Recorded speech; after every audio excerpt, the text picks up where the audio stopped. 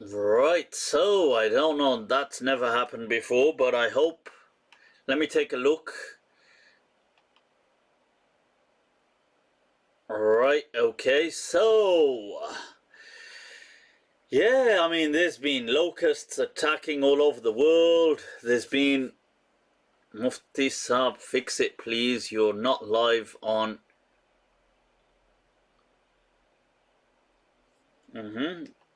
How is that happening?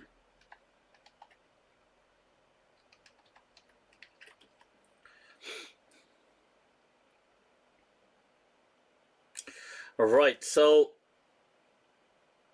alright, shukran, it's done, people. So what has this year still got in store for us? That's the dreadful thought, that I wonder what is still there. Damn. And now the tragedy of George Floyd, and we'll speak about that today. And then the ensuing unrest, the riots, the protests. Whoa. What is happening? What is happening? So, don't worry people, it's more or less still fresh into the live. We haven't covered much. Right, so with my new gadget right here, let me just hold my gadget right there. Look at that, people. You know what? I'm gonna have to rearrange some of my desk around here. I'm gonna have to get a secretary around here. So, peoples, let's always kick it off with a poem, one that I've come across. हमको दिल से भी निकाला गया, दिल से भी निकाला गया, फिर शहर से भी, हमको दिल से भी निकाला गया, फिर शहर से भी, हमको पत्थर से भी मारा गया, फिर जहर से भी। हाय मैं तेरे साथ नहीं जी सकता, बर्फ बनकर मैं तेरे साथ नहीं जी सकता। एक ताल्लुक है मेरे जिस्म का दोपहर से भी, वाह, एक ताल्लुक है मेरे जिस्म का दोपहर से भी। एक मोहब्बत की सजा हमको मिली है दो बार, एक मोहब्बत की सजा हमको सुनिएगा दोस्तों, दो बार, एक मोहब्बत की सजा हमको मिली है दो बार। पहले जन्नत से निकाले गए, फिर दहर से भी। वाह, खुद आंख से आंसू बहते हैं और दर्द में हलचल होती है। वाह, क्या बात है। खुद आंख से आंसू बहते हैं वाह, और दर्द में हलचल होती है। जिस वक्त मुसव्विर रोता है, तस्वीर मुकम्मल होती है। वाह वाह वाह, अपने अंदर यूं गम का माहौल बनाए रहते हैं। वाह, हम अपने अंदर यूं गम का माहौल बनाए रहते हैं। अब दिल पर चोट लगे न लगे, तकलीफ मुसलसल होती है। वाह, इन कच्ची कच्ची उम्रों के जो वादे थे सब पक्के थे। इन कच्ची कच्ची उम्रों के जो वादे थे सब पक्के थे। इस उम्र को यारो कुछ न कहो, ये उम्र तो पागल होती है। वाह वाह वाह वाह वाह वाह वाह वाह वाह, people, वाह. So what we'll be taking a look at today is a bit of that. We will discuss this whole the whole issue, the tragedy of George Floyd, and then the matters that ensued from there. I also want to take a look at I came across a video, it was sent to me, of Abdullah Samir having a discussion with Abdullah Gondal, some prominent ex-Muslims, on the Prophet and the Prophet's state of mind, and with the claim that the Prophet suffered from psychosis and that he had a form of epilepsy and suffered from those seizures, which then triggered the whole thing. So I want to address that as well. In addition to that, well, what else? I mean, there is, and in the masala segment, those of you that don't know, in Pakistan, there's some. I think she's either an actress I'm pretty sure she's an actress and a model, by the name of Uzma Khan. But anyway, a celebrity, a kind of like online, and I don't think just online, but a celebrity who's been involved in some scandal, you know, the scandal. So we'll take a look at that. What is that? All this, you know, she got it's between her and the wife. And it never goes well with those, you know, when you've got that element in the equation, when there's like whatever the equation and then you put plus wife in there. You know, that's going to be a lethal cocktail now. So that scandal we'll take a look at. But people, so right now let's take a look at some of your questions. Those of you that are on YouTube, yep, you can post your questions. You can, if you some people saying shout outs, chalo dekhte hain.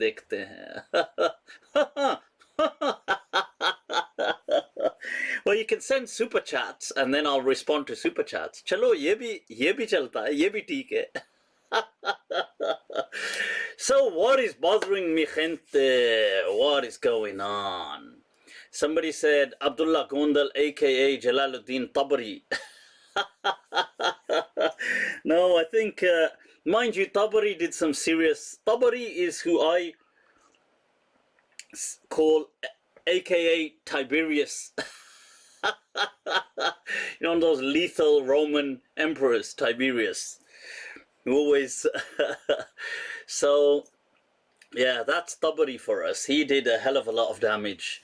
But he's also a great guy. Is that Abdullah Gondal live? Abdullah, you're doing it. Maybe what we'll do as well is at some point we could maybe take up this discussion on Mind Trap as well, Abdullah.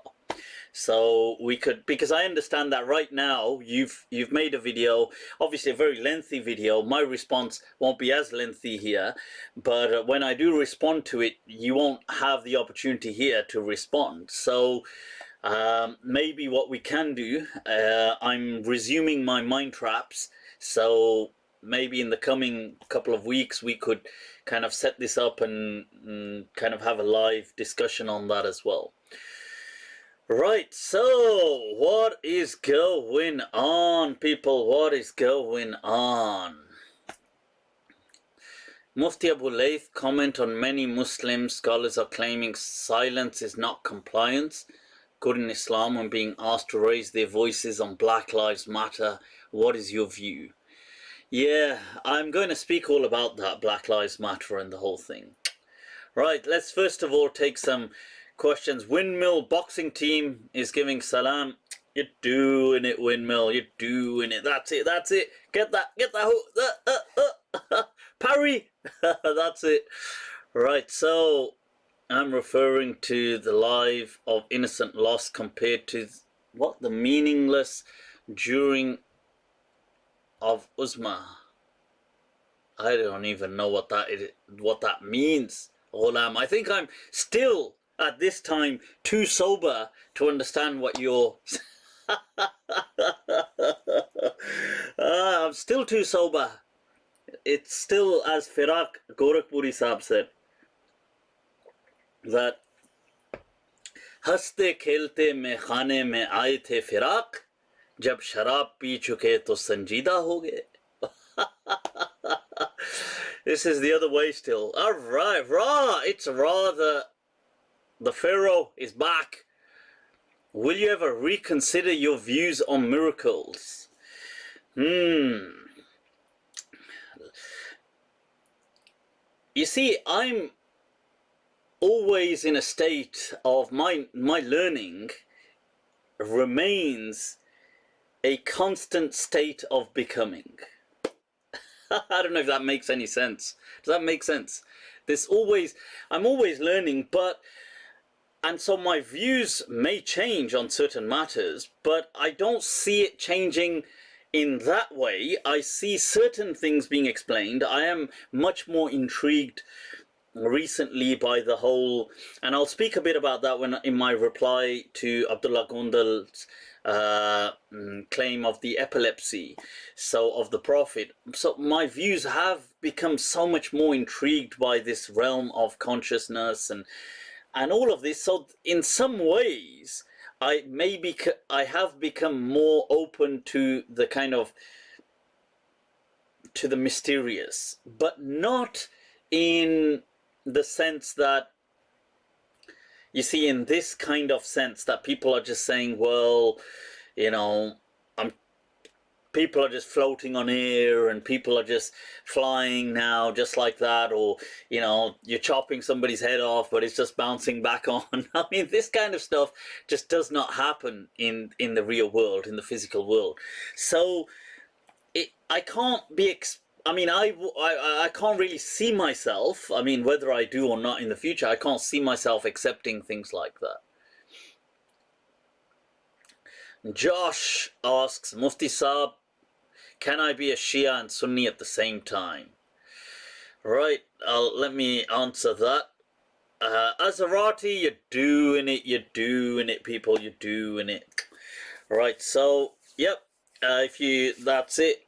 Charity, right, Sheikh Israr. Salam Mufti Saab, I hope you're well. Shukran, I am well. Lillahi alhamd. Right, Salam Mufti Menace. Oof, Mufti Menace. Well, people,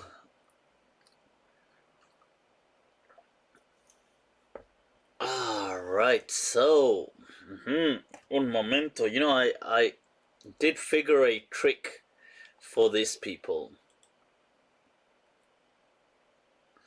I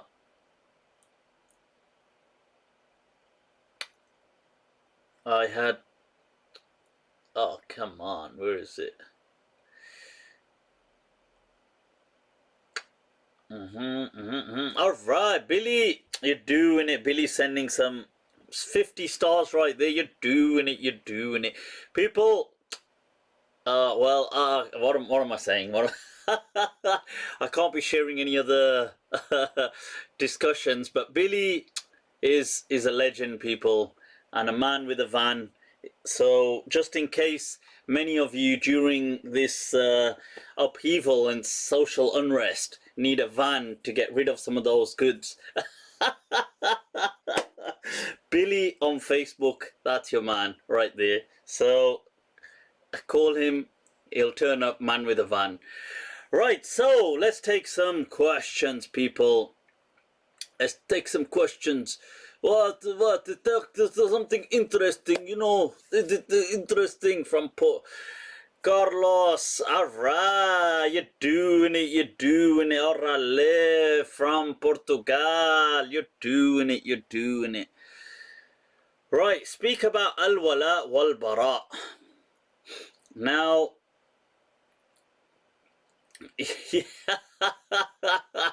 Billy said if anybody wants to get rid of their wife, and you need a man to turn up in a van. Right, so then Billy is the man, people. There you go. Right, so I was just about to answer a question before Billy distracted me there. Right, with somebody had asked some question, I thought it was interesting, let me answer it, but well, it's gone. If it comes back, it comes back. Right, so my views on Sheikh Saeed al-Kamali, yeah, I mean, right, so Sheikh Saeed al-Kamali, yeah, I mean, you see, to me, Sheikh Saeed al-Kamali,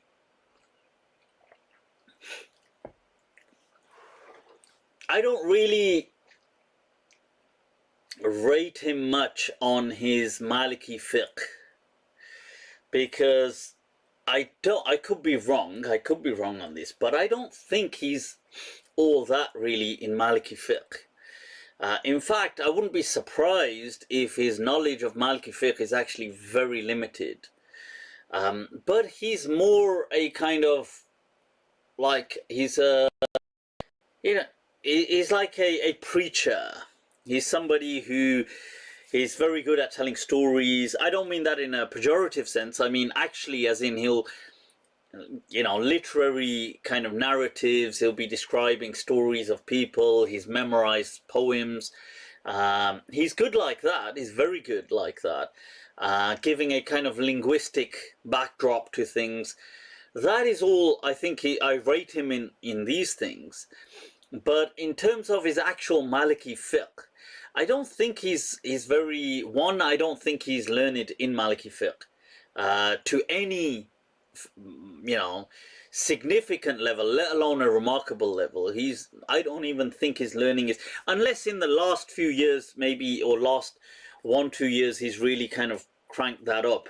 But from what I saw of him, his videos, he wasn't, he is making certain statements, and I was even thinking, what is he on? I remember watching his video on the Sadal and things like this, and which is such a popular issue in Maliki fiqh, and yet he was, didn't seem so clued up on the issue or the rulings or the other madhabs or the, so that's my view of him. I think he's become popular through social media kind of cutouts, and he's quite Salafi-esque, even though I think he claims to be, I think he is, I don't know whether he is properly Maliki or not, but I think he must be partially, if I can say that, Maliki in order to have that government role. So to host a chair in a masjid in Morocco, you have to be kind of approved by the government. So to do so, you have to be of a Maliki background. So I know he does claim to be Maliki, but because of his Salafi kind of inclinations, he's been popularized by a lot of Salafi media, and hence people in the West have now heard of him. Because nothing comes here from North Africa, I'm just being honest. Nothing from Islam comes here through, through North Africa, or through Morocco or Tunis or Egypt. Really speaking, it all comes via Saudi, and Islam here is just really through the Indian subcontinent and Saudi Arabia. So yeah, that's my thoughts.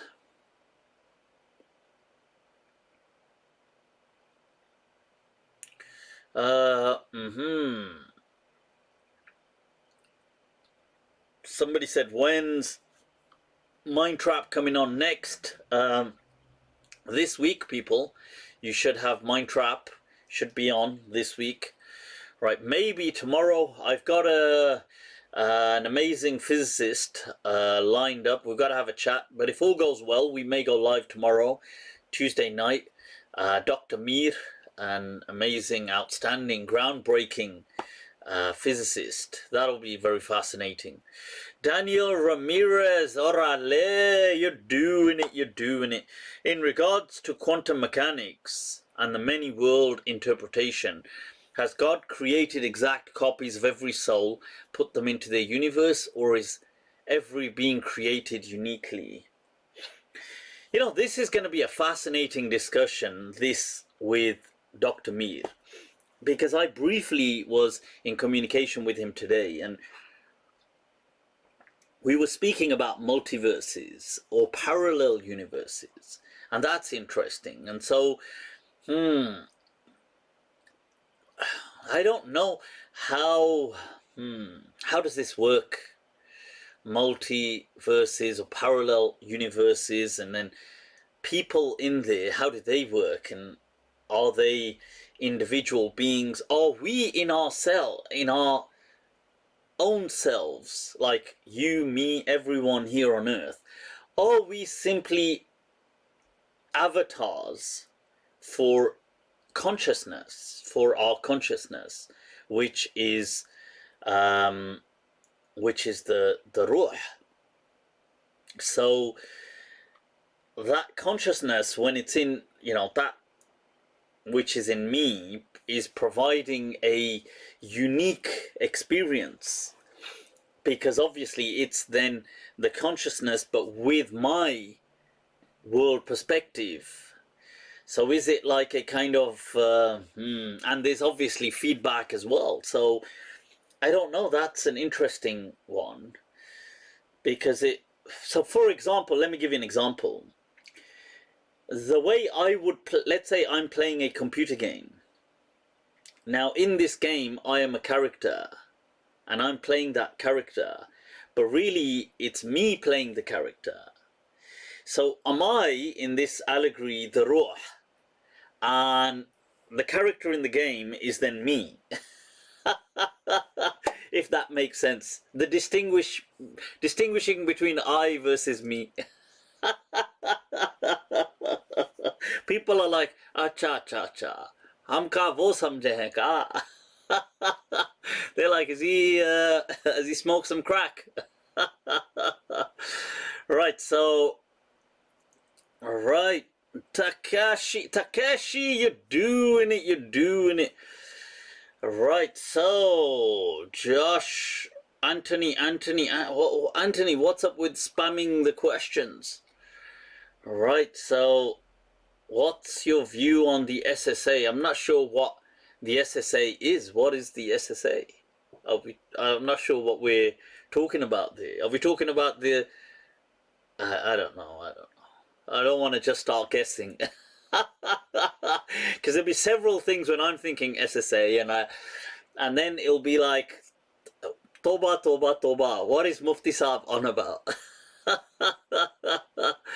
All right. So, Azarati, you're doing it with the super stickers.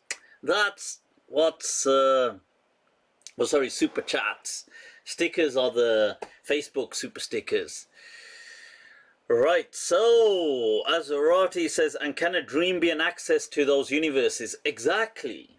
I do feel that dreams or consciousness could access potentially certain portals. Arthur Decker, shukran for the super chat. You're doing it, man. You're doing it. Cheers, Mufti. You're the best. Let me read that again, yeah. I probably misread it. Mufti, you're the best. Huh? Oh, wow. Let me read it again. Is this the definition of narcissism? Right, I'm trying to learn Arabic. Prayers are welcome. Well, Fatahallahu alaik. Inshallah. Do check out my Quranic Arabic classes. I've put them up on Facebook. Let me just bring up people. Un momento. Look at that. That right there that you can see was the latest class for Quranic Arabic. It was the second class I've put up. I will be releasing at least one every week, if not maybe twice a week. So do check them out, people. Check. Alright, I like this. I like it. You know, this one. So, right. So what is going down? Mufti, could you please talk about the role of the Ghumari scholars and their clash with the Wahhabis? All of you, those of you just tuning in, shukran. All of you, click like, share, spread the love, spread the fitan of fasad. That's what I'm talking about. Orale. Yeah, people, that's it. Let me... yeah. आज बज़म में फितना और फसाद नहीं. That's, you know, Ghalib, the poet, he says, when they remember me, this is what they say. कि यार आज बज़म में फितना और फसाद नहीं. That we don't have no fitan and fasad today. Chaudhry Waleed Sahib Kazi, Imam Kazi, how you doing, man? How you doing? Well, someday we've got to get you on Mindtrap as well. Speak about... Oh, there was a question I was asked earlier on.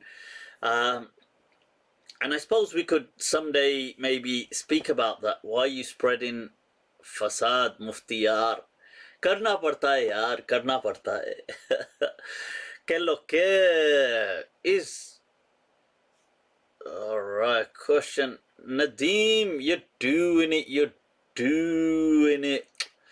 You're doing it with the super chats. Alright. Saying, what do you think of Salafis, and don't they and say they don't question the nature of Allah's attributes but accept their literal meanings? Hands thrown. You're doing it, Nadeem. You're doing it. And Nadeem means, by the way, somebody, a drinking companion. That's wah, wah, wah, wah. And as the poet says, that inna nadima la mushtaqum min al-nadami. Allah, Allah, Allah.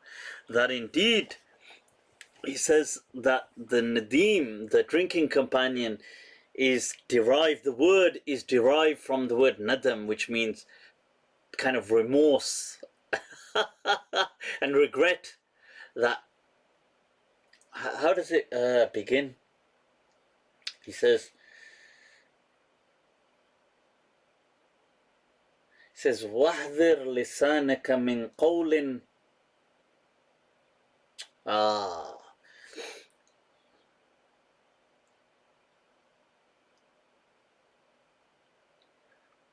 Damn. I must have, remember, that poem, I must have read it, and I really liked it, something like 18 years ago.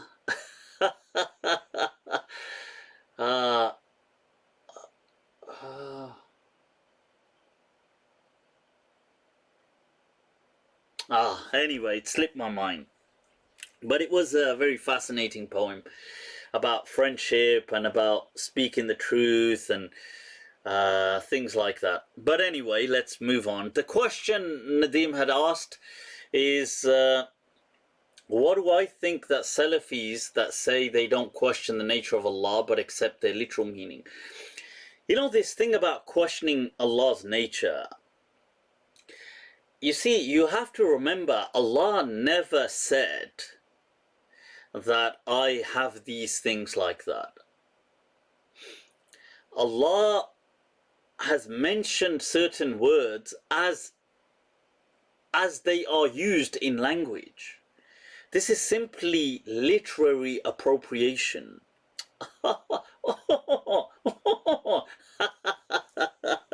Literary appropriation. People think I don't know the words, huh? So, literary appropriation, people. So, look, saying things like, you know, like when people say life and death is in the hands of God, are you trying to say God has hands? Or are you trying to say God is in control of life and death? So, these things are taken as kind of literary devices. So it doesn't have, forget it doesn't have to be, it's mostly not understood in a textual, like if you say, oh my God, I've put my foot in it again. They're like, huh? The whole foot. So this is the thing, that this is how it's used, like give me a hand.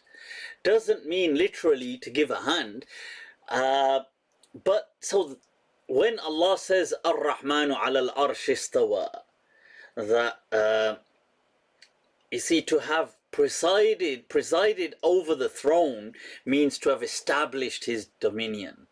That Ar-Rahman ala al-arsh istawa, that now Allah's dominion, like Allah is in control. It's telling you that now things are, this was how the Arabs spoke. It's not about it being literal. So saying, okay, now from this we learn that Allah has a throne and then he sits on the throne, and then you're like, acha. And then we're trying to understand things like, okay, Allah has a hand because Allah says, you know, his hand was above their hand, you know, yadullahi fawqa aydihim. Now that obviously meant, you know, God saying that they gave a pledge of allegiance and they pledged their hands in allegiance and God's hand was above their hand. This is what the verse says. Now nobody understands that to mean, come on, God put his hand on their hand. I mean, that This is kind of understood metaphorically, but the Salafis, unfortunately, are like, I'll put it like, I'm sure they've got good intentions. They're like what I call the, like set 8, the bottom set in like a classroom. So you know what what we used to call like the sunshine group. So so you got, the sunshine group, you just give them things to kind of color in, and they're just like, oh. Right. So that's the status of the Salafiyya, unfortunately. So they're not really too known for their academic kind of pursuits and stuff like that, and they're not known as people of deep thought, analytical kind of thought. They're very kind of like just knowledge and understanding, no higher order thinking skills. So that's the problem. So yeah, but you can't really take these things literally.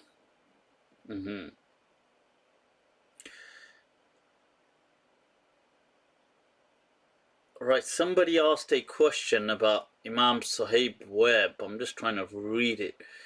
Imam Suhaib Webb said that there's a huge ikhtilaf in between modern day Malikis and innovation, few genuine Malikis, and to choose carefully your thoughts. Okay. I mean, Imam Suhaib Webb, I think, is an awesome Imam, very relevant.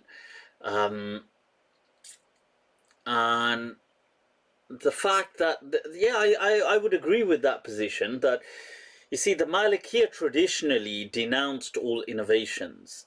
And they were probably like that for a few hundred years. And then it started to it became overwhelming. So they began to accept or tolerate first innovations within Islam. Then it got to a stage by maybe 700 year Hijri where the innovations became the majority, the widespread thing.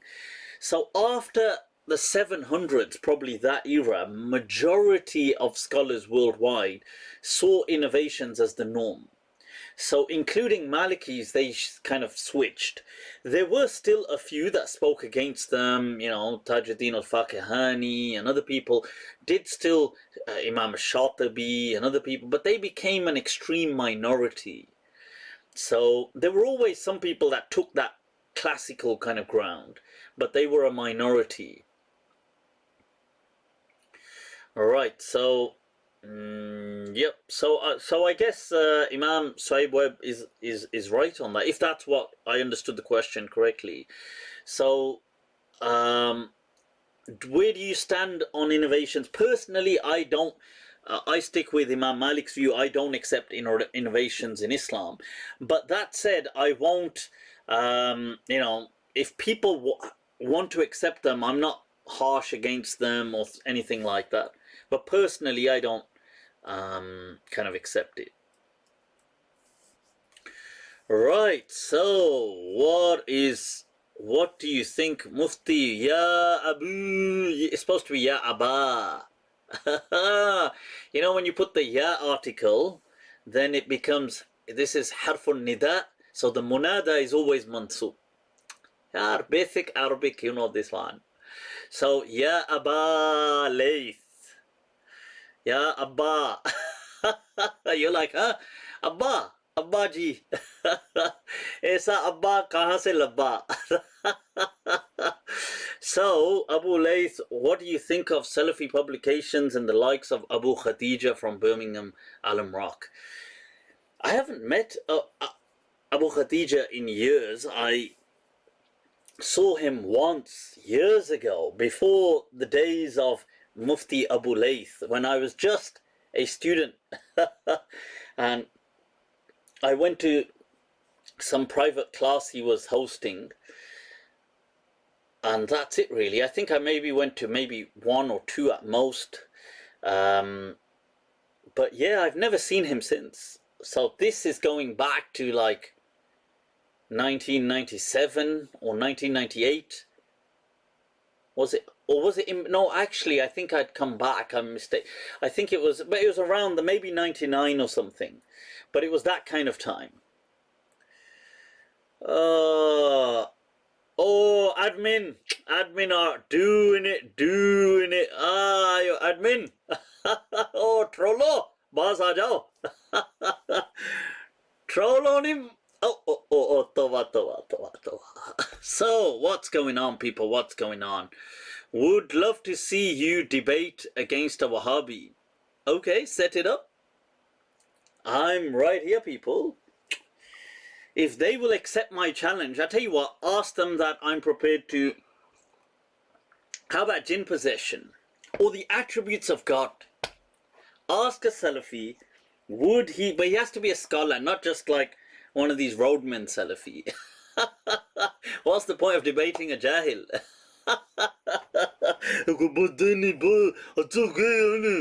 Well, you see, I haven't got the crayons to explain it to you, I'm sorry. But set it up, people, if you want the attributes of God. Any Salafi Imam out there.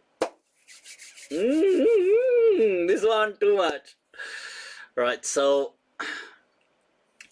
what is your opinion on female imamat? Acha. How the mind wanders. I'm thinking, why is he writing the female intimate? Acha. Female imamat. Right, so I've spoken on that plenty of times. Yeah, if you want, you know what, bring all the female imams, at least the masjids will get full. Right, so what is going on, people? Nadeem, you're doing it again. Shukran for the super chat. Shukran. People, see, kuch सीखो यार, कुछ सीखो, تعلموا يا جهال. Jahilo, this is how you interact. Now, shukran Nadeem. What my thoughts on Adnan Ibrahim and Mind Trap maybe? That would be epic. I'm an absolute fan of Dr. Adnan Ibrahim. I love his stuff. But I didn't realize I don't know if he can speak English. I don't mean this he's European. I mean, he's an Arab, but he's in Europe somewhere, mainland Europe. And I listen to his things occasionally in Arabic, so I'm not sure whether his English is good. I don't know, but yeah, sure, that would be awesome. Right, so will you ever be part of Speaker's Corner? Hell no. Why on earth would I want to be a part of Speaker's Corner for?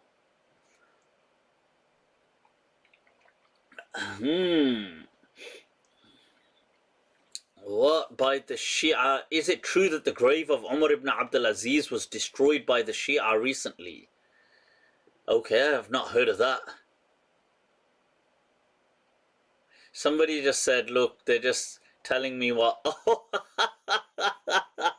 Just did a conversion rate for me to tell me that these super chats. Yeah, it's the appreciation though. You have to appreciate people's. It's not about the quantity, it's the quality. Yeah, the quality. Right, so what is going on? Adnan Ibrahim, one of the few Sunni scholars willing to speak out against Umayyad conspiracy. Yeah, I mean, that brings me back to that question that I was asked, just remembered it now. Somebody had said, could you be a Shia and a Sunni simultaneously? I guess in some ways you could be, but it wouldn't be, obviously that wouldn't be fully in line with either, but you could be. I mean, presumably if, I guess what you're saying is kind of like Zaydi. It's kind of like Shia and Sunni, really. You know, they, or some Sunnis today, it is quite common that, or it's not uncommon if I put it like that, that there are several Sunni scholars today who are kind of have like a Shia, like a tint over the thing. So the preference is, because Shia means a partisan of. So they are a partisan of Ali radiallahu an, and the family of the Prophet, above everybody else. So there are still, and it's actually not uncommon in the Brailwi community that there is this kind of a movement. So people do prefer, and they will prefer Ali radiallahu an above the other khulafa, but they don't disparage, they don't insult the other kind of companions like Abu Bakr and Umar and Uthman, and they're not rude, or they still respect them as well. And that's kind of what the Zaydiyah were like, except there's more of a difference as well, that they kind of stop with Imam Zayd. But this, yeah, so I guess you could be kind of both. Obviously both sides would denounce you but I mean, if that floats your boat, I think I could be wrong, but I think Imam Qazi, who I was saying, is of that kind of standing, who's on Facebook. I was giving him a shout out earlier. And I feel that there are many people, look, at the end of the day, it's a person's, their own belief. You know, if a person wants to believe something, it's up to them. I mean, it's not, you don't have to agree with them, but you don't need to necessarily hate them or be at, have animosity or hostility just because you disagree. Yeah. Right, so is Sheikh Atabek kind of like that? I've not known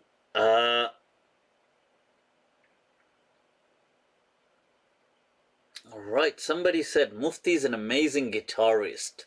He's coming along fantastically. He's coming along as a joker and a nincompoop. Rather nincompoop. Who uses words like that? I mean, this guy must be like somebody, like you get those incels. Like a librarian incel who's just only got virtual friends. Oh damn, it's gone up. I want to read out his name. Oh, it's gone. Well, right, salams from Vancouver. You're doing it. British Jinn. Somebody said, why do you feel a nincompoop? Imagine just saying that, like, you know what?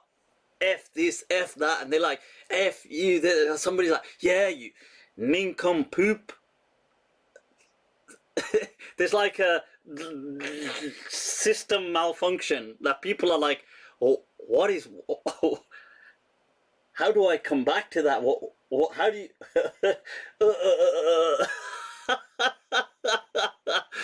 right, so what is going on? Travis McDowell, you're doing it, Travis. Can you talk more about the Zaydiyah?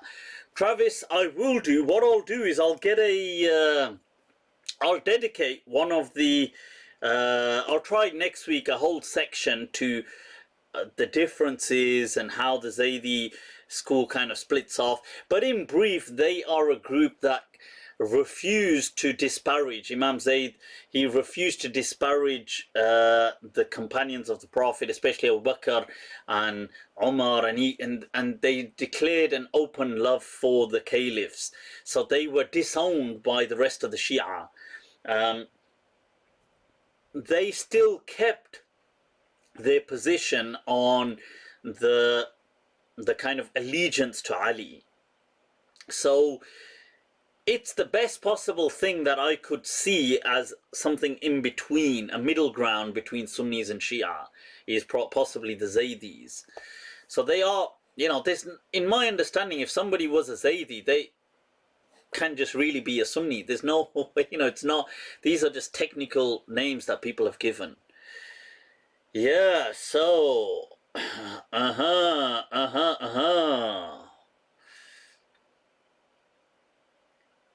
Somebody said if the Prophet received revelation whilst meditating, and he meditated before that, why do we not have traditions of meditative practices? Meditative, rather, practices in the narrations. It's a good point, good point. When are you going to talk live with Hamdi Saab? Yes, I've got to arrange that, inshallah. Now that Ramadan is over and the mind traps will be coming back, then we got to arrange that, inshallah. Hamdi Saab is a legend. Wagwan Mufti Ji, are there opinions amongst Sunni scholars that Sayyidina Ali is superior to other Sahaba?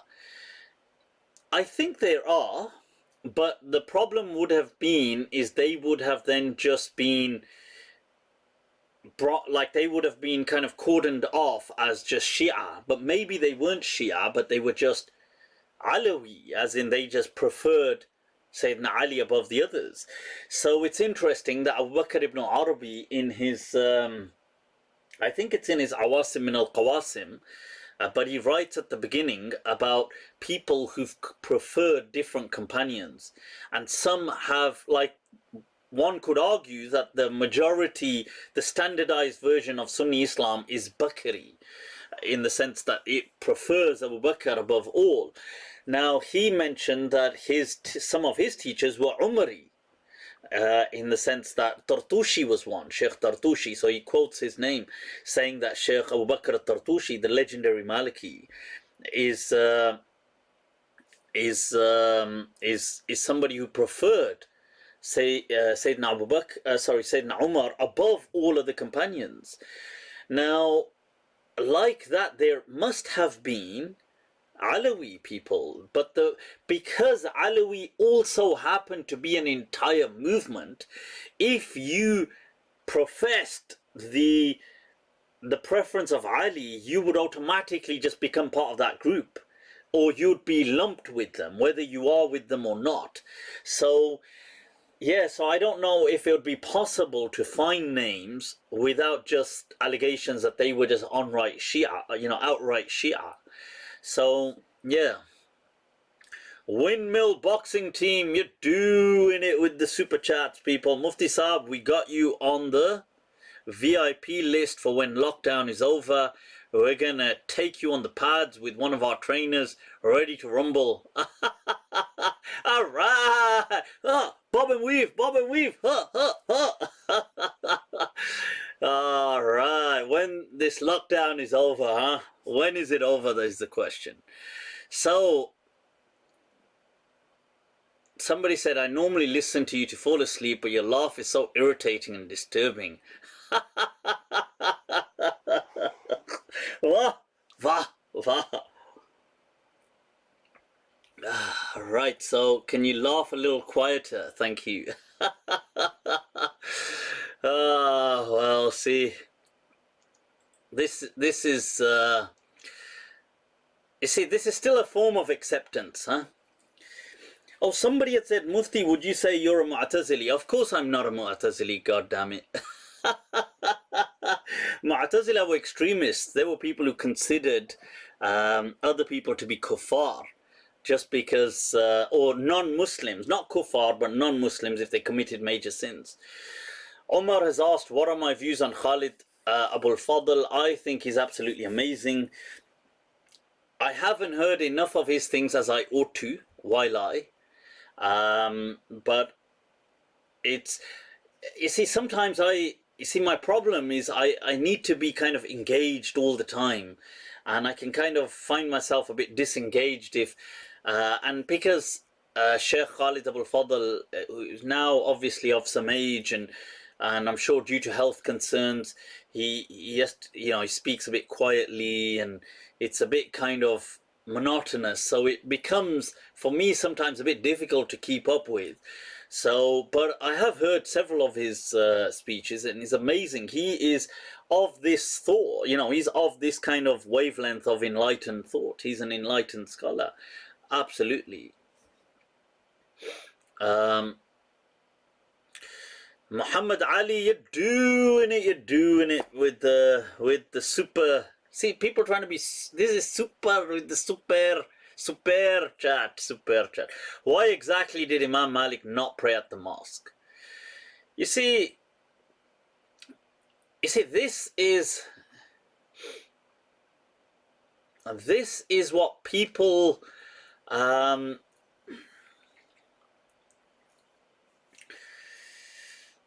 People seem to struggle with. I don't really struggle with this because to me, Islam is not like it's not dependent on a masjid. Now, I get the fact that it's very difficult for many people because their version of Islam is so mosque-centric that they can't envisage a great imam abandoning the mosque. Now, but I can perfectly envisage it. People are like, acha, Mufti sahab masjid mein nahi jate,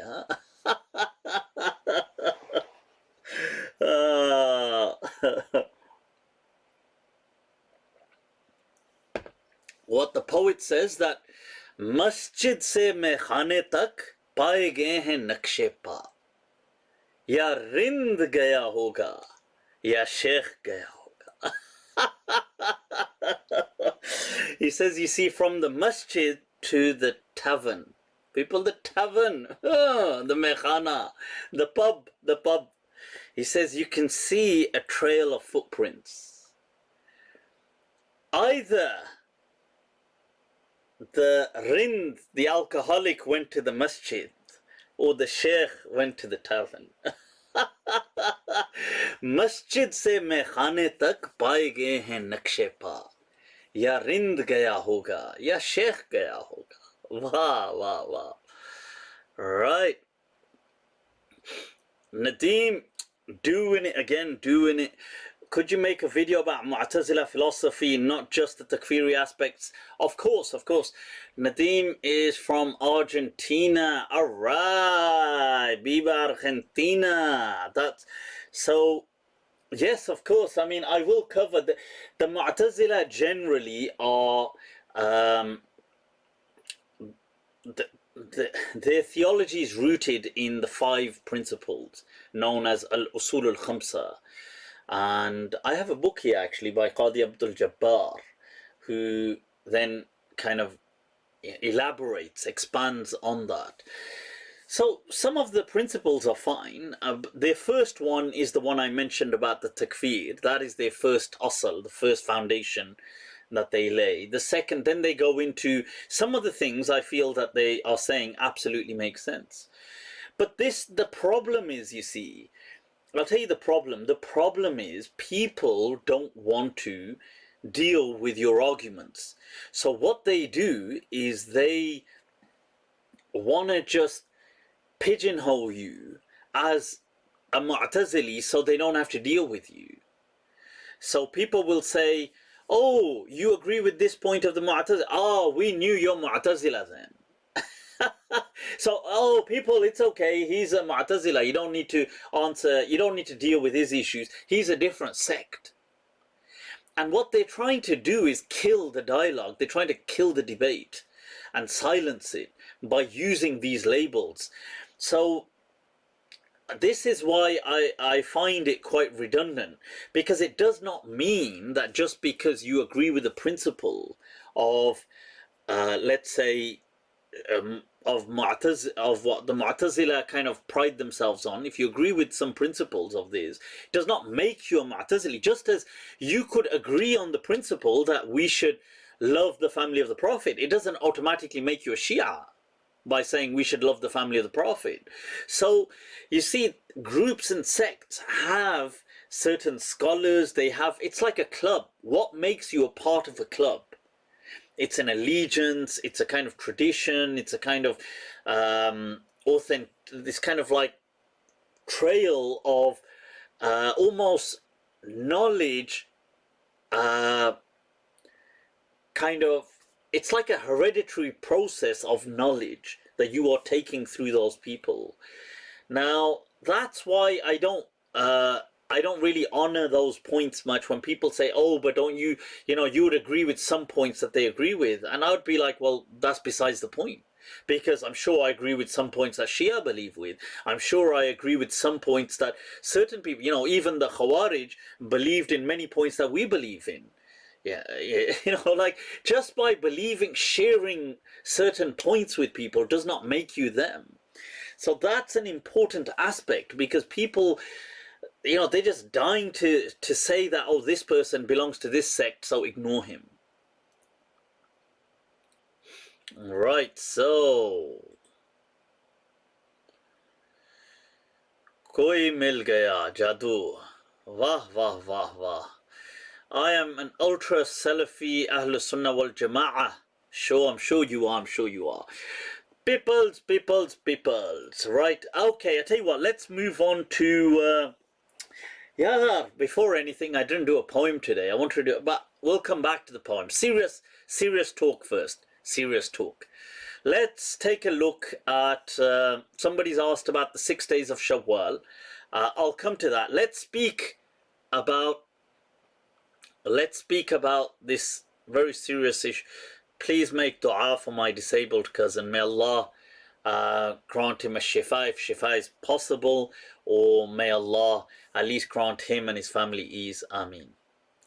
Right, so dear Mufti, is Europe going to be mostly Muslim in 100 years? Guys, look. Right, look, you have to. Right, okay, there's a super chat I missed. Doing it, Avalcast. How do we make da'wah to the Mexico cartel? The Sinaloa cartel, people. All right. Well, I don't think we want to be making too much da'wah there. Unless you want to be tortured to death in some innovative ways. But yeah, it is crazy over there, I think, in some of the things. But, may Allah guide these people. Ameen.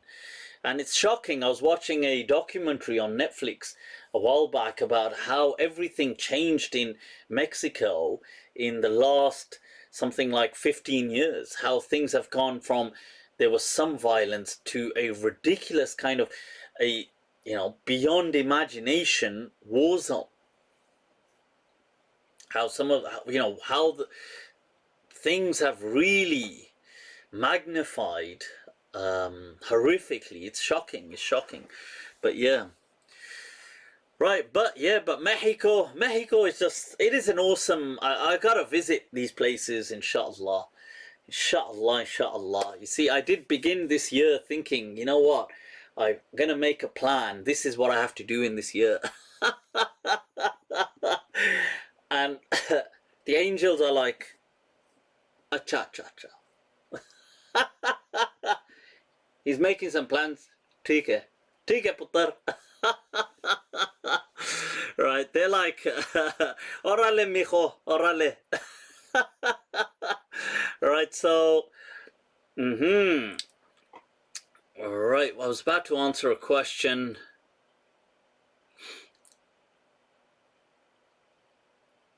Right. Oh, this question about when do we feel that Muslims are going to be, in 100 years? People, we need to calm down with this. Look, first of all, you're not going to be here in 100 years. Okay, I can guarantee you, in 100 years from today, you will not be here. I will not be here. None of us, nobody right now that's listening in real time to this will be here in 100 years. So whether people are Muslim, whether they're not Muslim, let them be. It's not for us. And what we do is we kind of give ourselves this fake kind of sense of, I don't know, this kind of, I don't know, security, because wow, we're going to be so much in numbers. And we need to just feel at peace with ourselves. Relax, relájate, tranquilo, tranquilo. It's not we're okay, and people are embracing Islam, and Muslims are kind of stabilizing day by day. But we don't need to be thinking, yes, in 200 years from today, we will be, in 500 years from today. Calm down, mate. For God's sake. So, yeah. Yeah, somebody's saying, Shah Rukh, is that the Shah Rukh Khan on my, hi, Shah Rukh ji, aap और यहाँ हमें मन्नत को बुला लेते, we would have turned up rather than you turning up on my Facebook Live. Right, so right, what is going on? Yep, and people are leaving, unfortunately, Islam as well, and that's something else that has to be dealt with. Right, let's take a look at this topic, people. Un momento. Let's speak about Pembrokeshire warrior. Oof. Shukran. Much love for the super chat. You're doing it. Right, so somebody said, Mufti, tell us some stories. I'll tell you some stories, but right now let's go to this topic that I've got right here. Stories can come after, but right now, peoples, you naughty. That's you naughty. For the stories distracting us, we're trying to deal with something serious here. Now, people, let's talk about George Floyd. Now, a shocking tragedy that has really preoccupied the globe almost, or a significant part of the globe, especially the northwestern hemisphere, within the last few days. The brutal death of George Floyd that I'm sure everybody is acquainted with now. You've got this police officer right there who, if I can just, un momento, Derek Chauvin, people, there he is, who murders George Floyd on May the 25th, and this is some of his past as well. You can see that he's been in trouble in the past for, once again, shooting people, Native Americans. He's shot. You've got Latrell Toles in 2008, Leroy in 2011. He was one of the officers who murdered Wayne Reyes. You've got all these other accounts right there as well that you can see. Now, what on earth is going on, people? Seriously, what is going on? We've got America, it is a, right, Amir Muslan, shukran, much love. Just hold on, I'll hold on to your question and I will respond to it just after this topic. America, it is the superpower of the world, people. It is the country that leads the world. Yet it suffers from such a systemic virus of racism that it, on one hand, is a pioneering country for, or at least vocally, for human rights. You have, some of the greatest civil rights movements and the struggles and all of these things have their foundations in America. Now, yet simultaneously and also almost schizo, you know, in almost like a bout of schizophrenia, it happens to have some of the worst, monstrous types of systemic racism. You have this officer who killed George Floyd with just not only impunity, with just, it was so, like, that murder was for the officer, it was something just so meaningless. It was something, he just stood there pressing his knee, suffocating, cutting off the airways to George's, you know, to his breathing, and just not giving a damn. People, despite being recorded, I mean, imagine you're being recorded. You might at least think, oh, you know, oh right, I'm on camera. But just a sense of impunity that I don't give a damn what's going to happen to me. And when he stops, I mean, he wasn't resisting anyway, and for God's sake, this wasn't even a serious crime.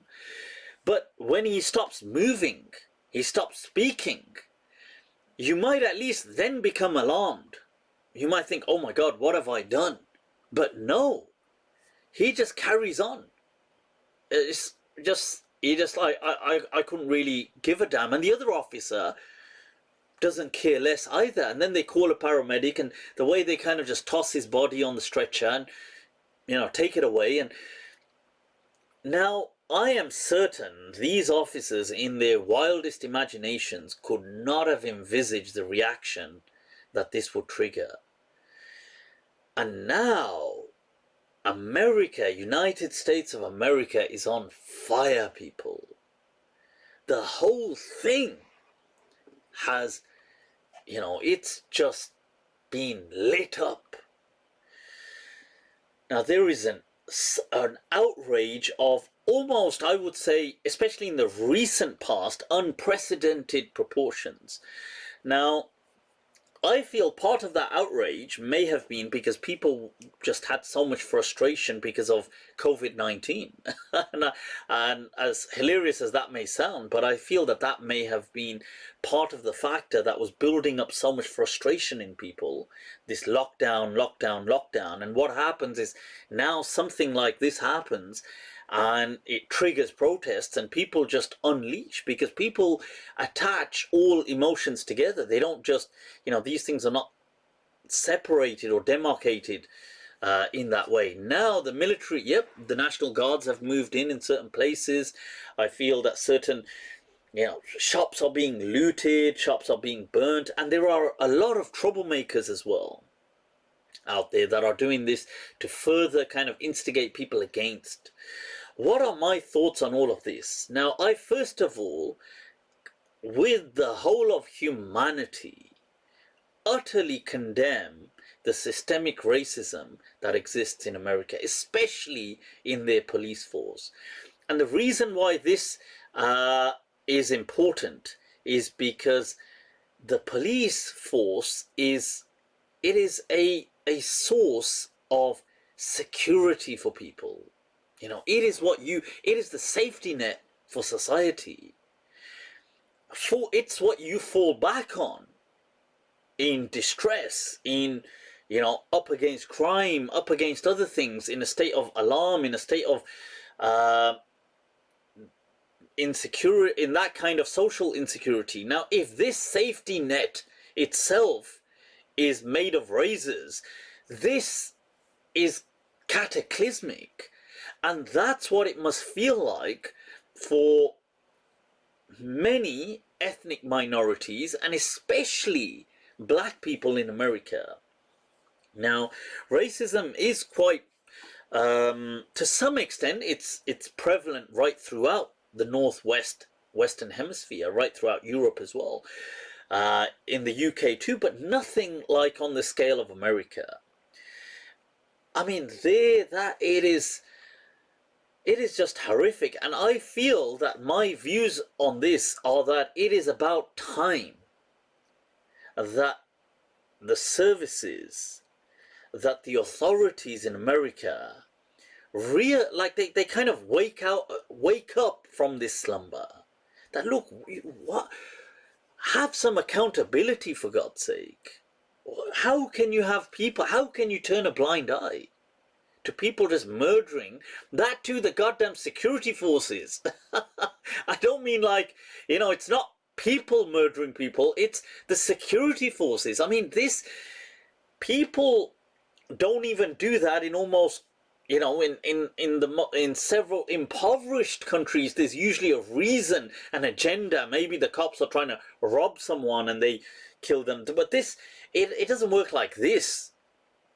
So yeah, I feel that. So I'm 100% with the rest of humanity, really, against the racism that is there. And I do hope that the authorities learned certain lessons from this. It could, it could completely backfire for all we know. The authorities might come down even harder, but I hope that's not the case, because they can see that it isn't just a black thing. The people that went out to protest were white, they were of all colors, you understand, and all backgrounds. People came out, Latin American, Hispanic people, Chinese people, you name it, they were all there. Everybody was there, shoulder to shoulder against fascism, against racism. So that, I think, is something I would like to be very clear on, that I think every decent human being supports. Okay. Then there is the issue of looting. What do I feel about that? I personally don't feel that that's justified. I feel that it damages the cause. That, you see, and it concretizes the stereotype. Because if you are saying that, look, these people are animals, like this is what the racist media is saying, that black people in America and ethnic minorities, but let's say in this case particularly black people, they're saying are animals and they're savages and they're uncivilized. This is what the racist media is putting out there. By going out and looting and burning things down and doing all of this, you are further consolidating that stereotype. All right, so that is something that has to be taken into consideration. There have been several recordings where other people, instigators, were instigating the looting to set it up, to make people take the bait. And there was some video I was watching where there was no construction, but yet all of a sudden a pile of bricks have been kind of, a pallet of bricks has been placed right next to these glass buildings. Conveniently. and I think that so and there's a video I saw of some there was two girls, white girls. They were kind of hooded up and they were kind of spraying, vandalizing BLM, Black Lives Matter, on certain shops, and they were doing it in an instigating kind of way to kind of. And I do feel that there is but that said, I do feel a lot of people are looting. I'm not gonna, I'm not one of these, I do believe that a lot of protesters are looting as well. I don't feel the whole thing. I think you have to be naive to think the whole thing is a setup. Just as you have to be naive to think that some people are not instigating it. So people are kind of capitalizing, they're robbing stores, they're robbing businesses. It isn't fair. People do work hard to set up their businesses, and it is locked down. And I get the fact that some people have probably burnt down their businesses to claim on insurance to make up for the kind of lockdown losses. And that I'm definite has there'll probably be a few Pakistanis in that. They're like, yeah, idea. But I do feel that there's definitely a lot of I don't know if I can use the word genuine looting, but there's a lot of that going on. Amidst all of this, Trump kills it with his these thugs. And I mean, fair enough, looting is thugs, but he says when the looting starts, the shooting starts. And he tweets that. I mean, this is the president of a country. What the hell? So yeah, I mean, so I can't justify that. I have seen several people justifying the looting on social media. I've heard people say that, look, in Islam, you can, there's booty of war. You see, the irony is that, first of all, this is not, the shops are not the people at war with you. Okay, they're nothing to do with it. They are you. It's like, I'm having a fight, let's say I'm angry at the person over there, so what I do is I just stab my neighbor and rob his wallet. And I think, well, I was angry with that person. I mean, what the hell has he got to do with him? So that's utterly illogical. Now, I get the fact that when there's civil unrest, these things happen. And they are a casualty of protest. But it isn't really acceptable. But it is what it is, I guess. But I don't think you can justify it from an Islamic perspective. And you can't really compare it to booty of war and things like that. In my perspective, that is qiyas ma'al fariq. And yeah. But so there's that aspect. And then people have asked as well, and a lot of people have discussed the movement Black Lives Matter. Now,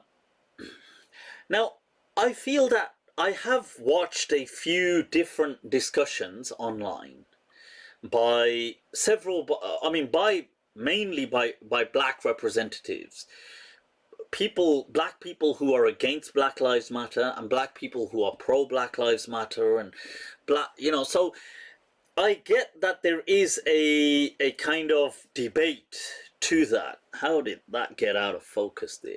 So there is a debate to that, and some people don't agree with this slogan, Black Lives Matter. I mean, fair enough. Personally, I don't have an issue with the slogan. I think it's fine given the circumstances, but I can see that point as well, that look, so I would agree from that perspective with the term the black struggle that people have there. So I've seen a lot of American Pan-Africanists using that term, the black struggle, as opposed to using Black Lives Matter, because sometimes, you see, people feel, you see, the thing is this, look, you got to understand something. When you're putting across a message, you want other people to identify with you. Now, what makes them identify? Because you have to remember that to the non-black people, yes, they identify first on humanitarian grounds that, look, they are a human being, and how can you kill a human being like this, and how can you treat them like this? And on that level, all human beings will agree with their struggle. On other grounds, you see, you have to remember that once you take it away from that primary human beings and human rights, the other people, how closely do they identify with you? It's not, there's probably some links, but they don't identify that closely. And that's just how human beings are. I'm just speaking from a psychological perspective. So human being, like we now, seeing in the UK, seeing what's going on in America, can identify in the sense that we can think, well, one, okay, we're ethnic minorities, they're ethnic minorities. We live in the West, they live in the West. We speak English, they speak English. Maybe some people have, they follow certain celebrities, black celebrities, and they identify, I'm talking about the non-black kind of audience. Maybe we've been victims of racism and we can identify and then expand on that through our imagination. Imagine this happened to me. So these are the links of identification. Now, you have to, now there are certain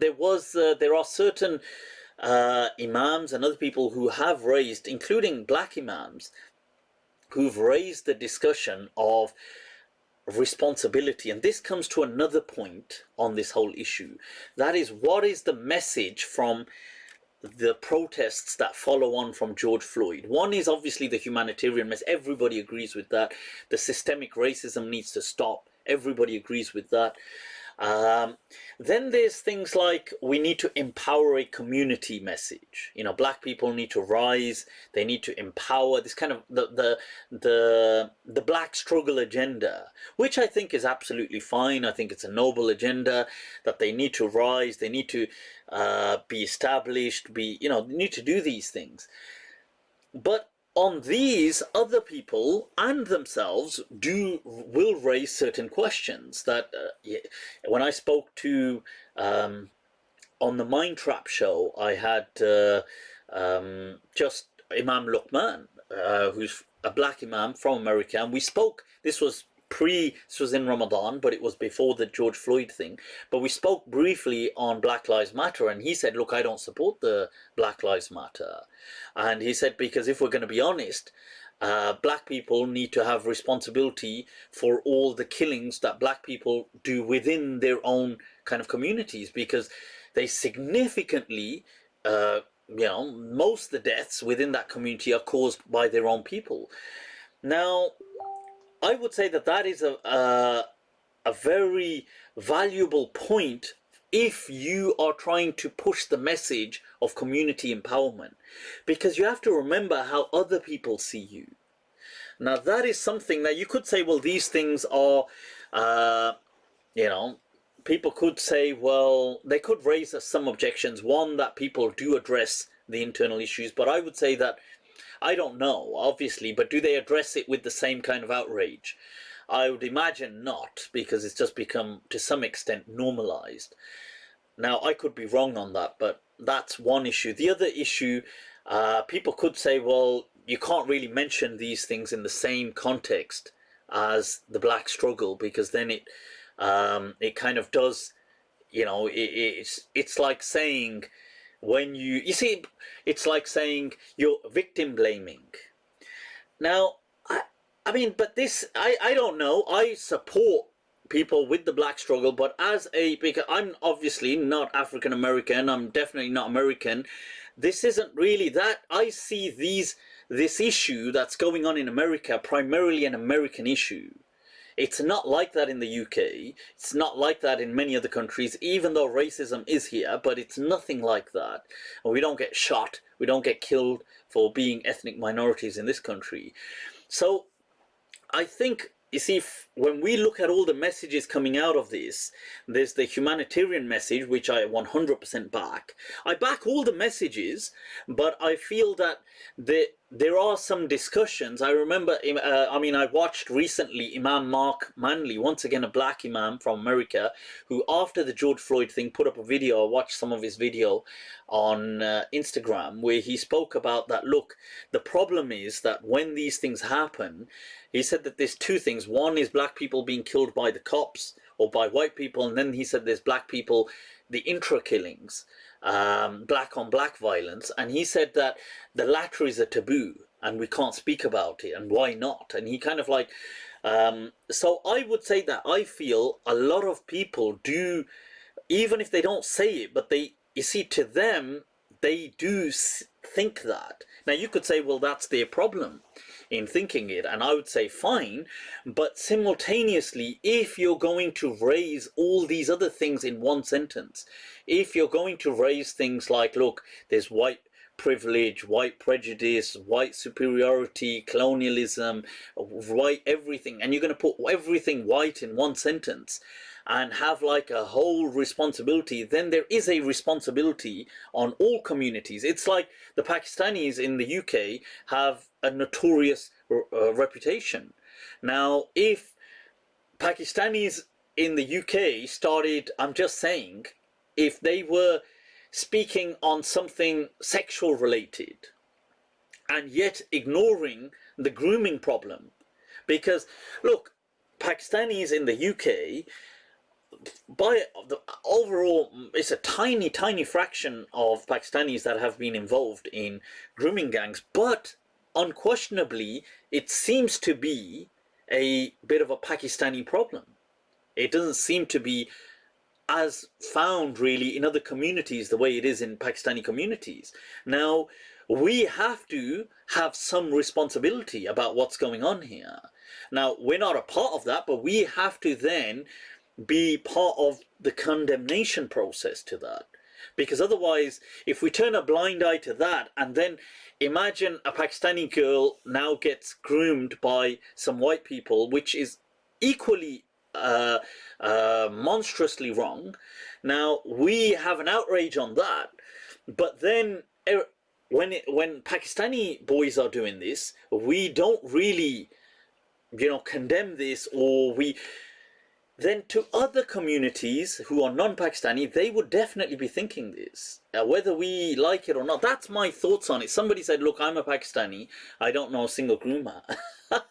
Then this is that joke that, when they say that, if you don't know who the butt of the joke is in your group, then it's probably you. So Khadim, that's probably because you naughty. So, yeah, so that's my thoughts on this. And that's not to say that, look, it's not to say that the American black activists have not condemned in a intra kind of black on black crime. I'm sure they have, but to other people, it's definitely not that level of outrage. I'm just saying what I'm assuming other people are saying. And one of the problems with this day and age is you can't say things anymore. See, people want to... See, even me saying this, even though I fully support the black struggle as a non-black person in that sense, I mean, Asian, Pakistani, whatever, but non-African American, but I fully support their struggle. But I'm just saying this I see as a kind of, somebody from a distance. I see these questions like, that people would be thinking these kind of things, that, well, what's going on here? And I also get that this is a very difficult topic because it's a very sensitive topic that can easily offend. It can easily, so these were my thoughts on it. Somebody said that I would argue black on black crime is a separate issue. Most victims of violence are attacked by their own race. Violent crime is mostly a crime proximity. Victims of violent crime are usually attacked by the people closest to them, and the likelihood they will share the same race only happens in the black community that is treated as a separate phenomenon, black on black crime. Sure, but there is, you see, it's not just that, but there is a disproportionality on that level of crime, and I'm sure it is in other communities as well, but I'm just saying that this is, I don't know, look, these are my thoughts. Maybe this is, maybe this is not, maybe I'm wrong on all of this, but this is my opinion. I just feel that first of all, I fully support the struggle. Secondly, I feel that America should be ashamed of its systemic racism. Thirdly, I feel that they should have this community empowerment message, which they do have.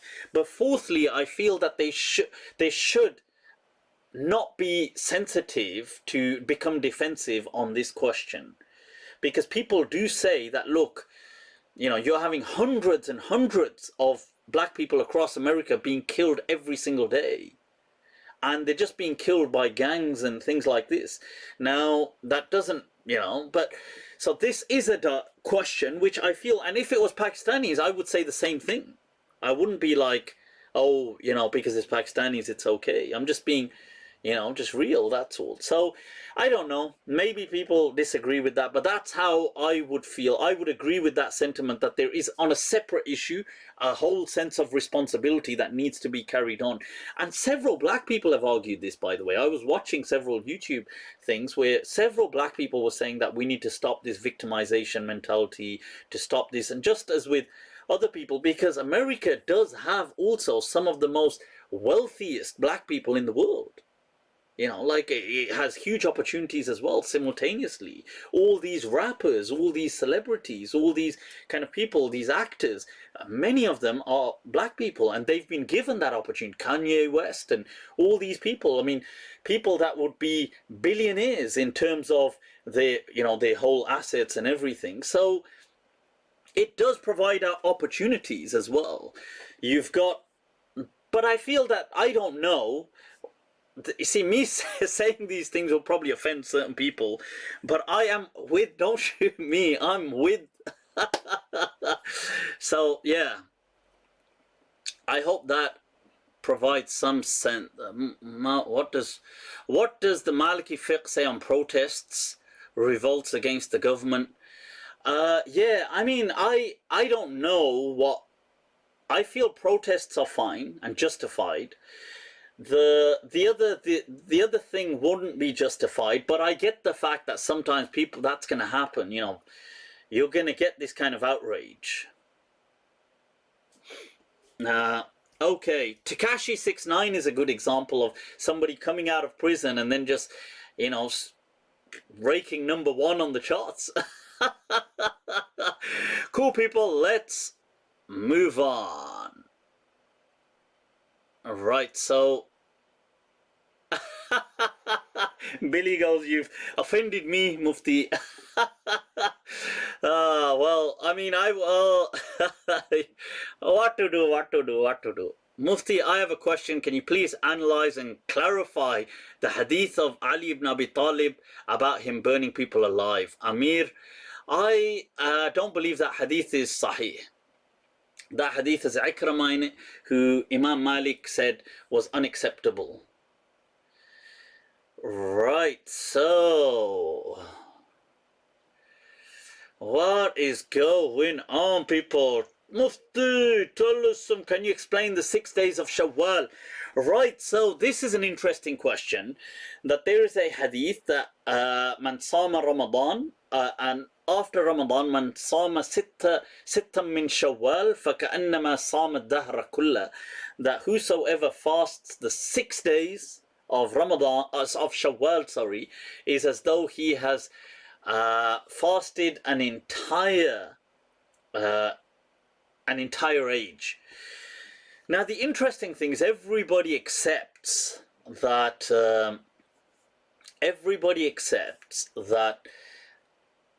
these fasts are good, except Imam Malik and the Maliki school. The Maliki school says that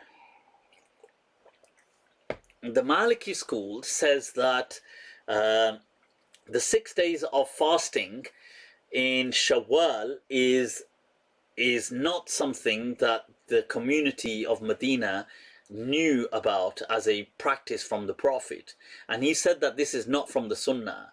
So Imam Malik never fasted them, and he considered them to be discouraged. Now, as it just so happens, I've been too lazy to fast them anyway. And that just happens to coincide with the Maliki madhab, which I happen to be. So it works out pretty well in the end, people. So that's what I'm saying. No, but if you want to fast them, you can. It's absolutely fine. But the Maliki madhab didn't really recognize it. So the later Malikis were okay with it. Bid'ah,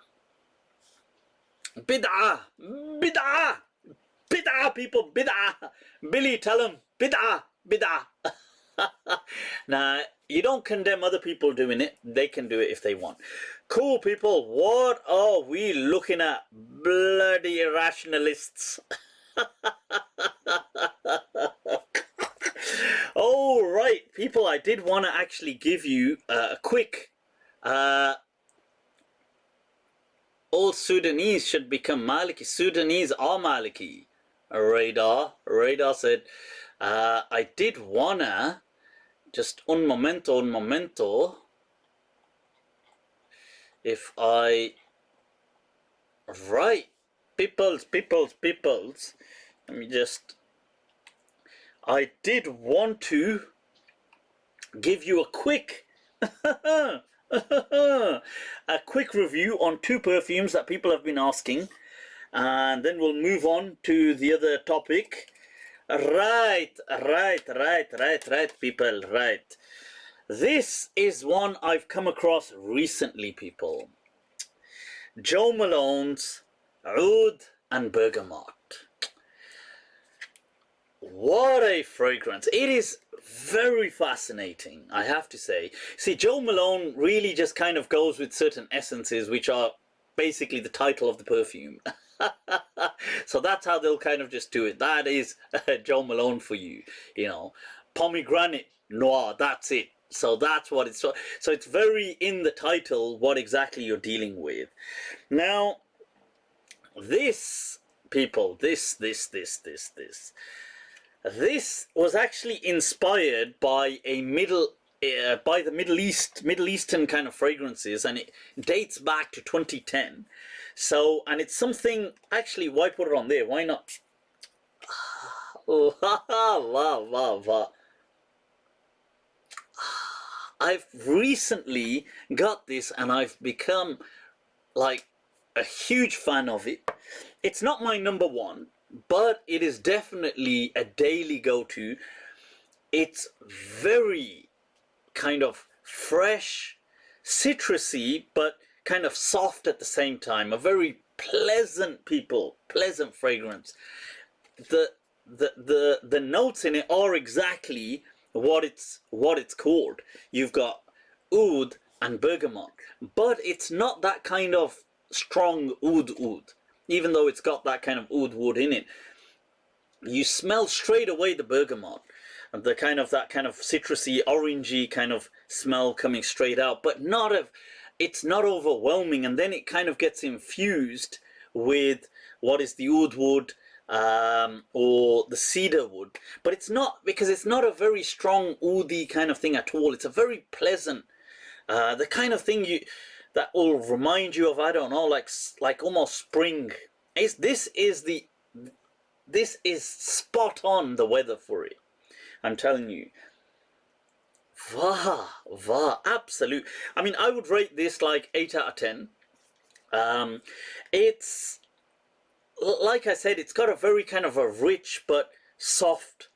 So those of you that are familiar with, it's got actually a bit of that Amalfi lemon in it, but those of you that are familiar with Tom Ford, Mandarino di Amalfi, that's a very orangey, that's got that kind of tangerine smell to it, but it's very strong. I mean, that, you put that on and you're like, you just smell of oranges. You just smell like somebody's just like squirted, somebody squirted some oranges. You nutty. Right, so this is just the right blend, I'm telling you. An absolute, I've definitely, I've tried it out. It took my liking straight away. It is unisex. I find it, I would probably give it maybe 8 out of 10. It's not something, it's a very, it's something that you could use every day. It's not something that would, like, you know, if you turn up to an event, it would kill people. It's more, I would wear it more kind of casually. Right now, people, the second fragrance. This, what I've got for you here today, people. This is from the house of Damali. Damali Layton. Allah. This is currently my number one. It rivals Creed Aventus. I would give this like 9.5 out of 10. It is the ultimate, people, honestly. It was launched in 2016. It is the best fragrance that the House of Damali has produced. I would say by far it would rival any, I mean, bar Creed Aventus. It's a very kind of sweet and spicy, sensual kind of fragrance. It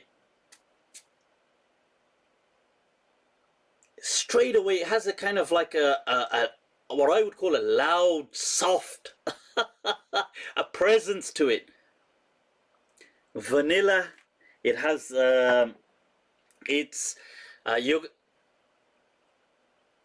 it also, in its opening notes, does have bergamot. It does have things like that, but it's not a strong, overwhelming kind of smell, people. And you start to see the kind of a woody, a patchouli, a vanilla kind of smell that comes through, and it lasts.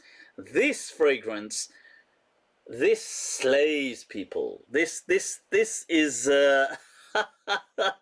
this is something I would definitely, I consider it, it is at the top of my list. Okay, it is the number one.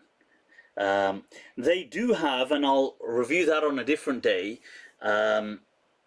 Percival, which is quite good as well, House of Damali, but this is epic, people. So if you're looking for a fragrance, they do have an intense, but they call it an exclusive, I think, the Layth exclusive, but that doesn't compare. This, the closest I've seen to 10 out of 10. So that's what I would say. Where is the best, Billy has asked, where is the best place to spray it to get maximum potency? Where else? Where else? That's the... Alright, you're gonna give me the pounds to buy these. No, I'm just introducing you to them. So that's, there you go, people. Let's, this one, this Layton, it, va. People will instantly fall in love with you with that fragrance. It does the deal. So if you're totally ugly, but you spray this on yourself, right? You've now kind of, you've leveled the playing. You've kind of like tilted back against the handicap. That's how we have to do it.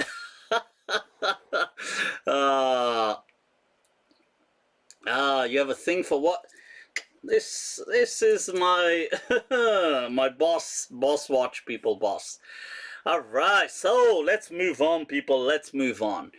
What are some? Should we take 1, 2 questions? What's the name of it? That is Layton by the House of Damali, D-E, and then Mali, M-A-R-L-Y. So can you post me one? This is worth its weight in gold. It's a nice one. Somebody said Safanat. Okay, I'll check that out. I'm always intrigued to check out new fragrances. Right, people, let's move on. What are we looking at? What's going on? What's going on? Right now, oh my God, I almost forgot. I was supposed to be dealing with the topic of, of the video by Abdullah Gondal that did the Prophet suffer from epilepsy. So if I bring out here, now there was a video that I watched. It was a discussion between Abdullah Samir and Abdullah Gondal where they're discussing this was part of it. This is just certain screenshots taken from it. You've got the brain, just showing you different aspects of the brain. You've got the different lobes right there, the frontal, the temporal. Now the temporal lobe is what he focuses on because how it's linked to certain factors of speech, language, religiosity. Certain activity in the temporal lobe is also associated with religiosity as well. Now he does show through his through this discussion, it is on YouTube, he speaks about, look, what is epilepsy? It's a condition of the brain. It causes seizures, but seizures are not what people envisage. Like they envisage this kind of like convulsion and somebody going into like a crazy shock. But that's a type of seizure, but there's many. There's, you know, an absence, there's myoclonic, there's atonic, there's tonic, there's clonic, there's tonic, clonic.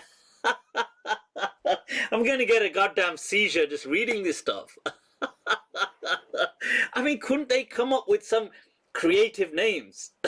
I mean, the guy that sat there, he goes, they go, he's probably been watching a box series at work, and when they turned up, they go, have you finished with organizing the seizures? He goes, yeah, it's myoclonic, it's atonic, it's tonic, it's clonic, it's tonic, clonic.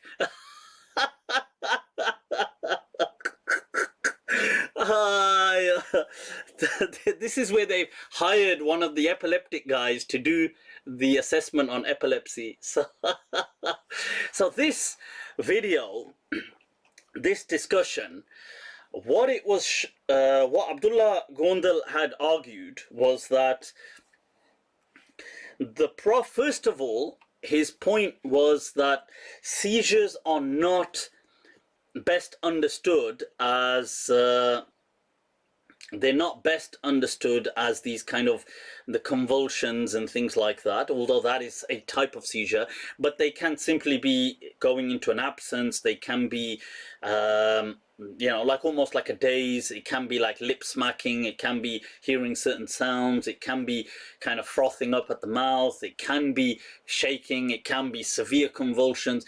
There's an array of symptoms for seizures, but what it is in essence is an abnormal electric circuitry taking place in the neural network of the brain, which then results in it doesn't have to, but it may result in a kind of psychosis, a psychological disorder, where a person may have hallucinations, they may become delusional, these kind of things.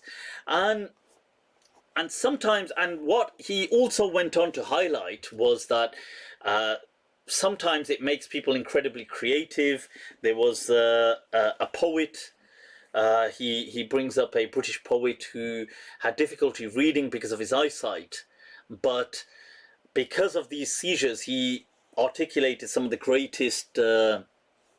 greatest poems, including amongst the poets was Alan Poe. So his point was that there have been a lot of geniuses in the past who have been incredibly innovative and creative, but it was actually as a result of this epilepsy. Now, okay. Right, so what are my thoughts on this and my reply to this? You see, first, my point of contention, immediate bone of contention to pick, is that, you see, the problem here is the lens. The objectifying lens fails to objectify itself, right?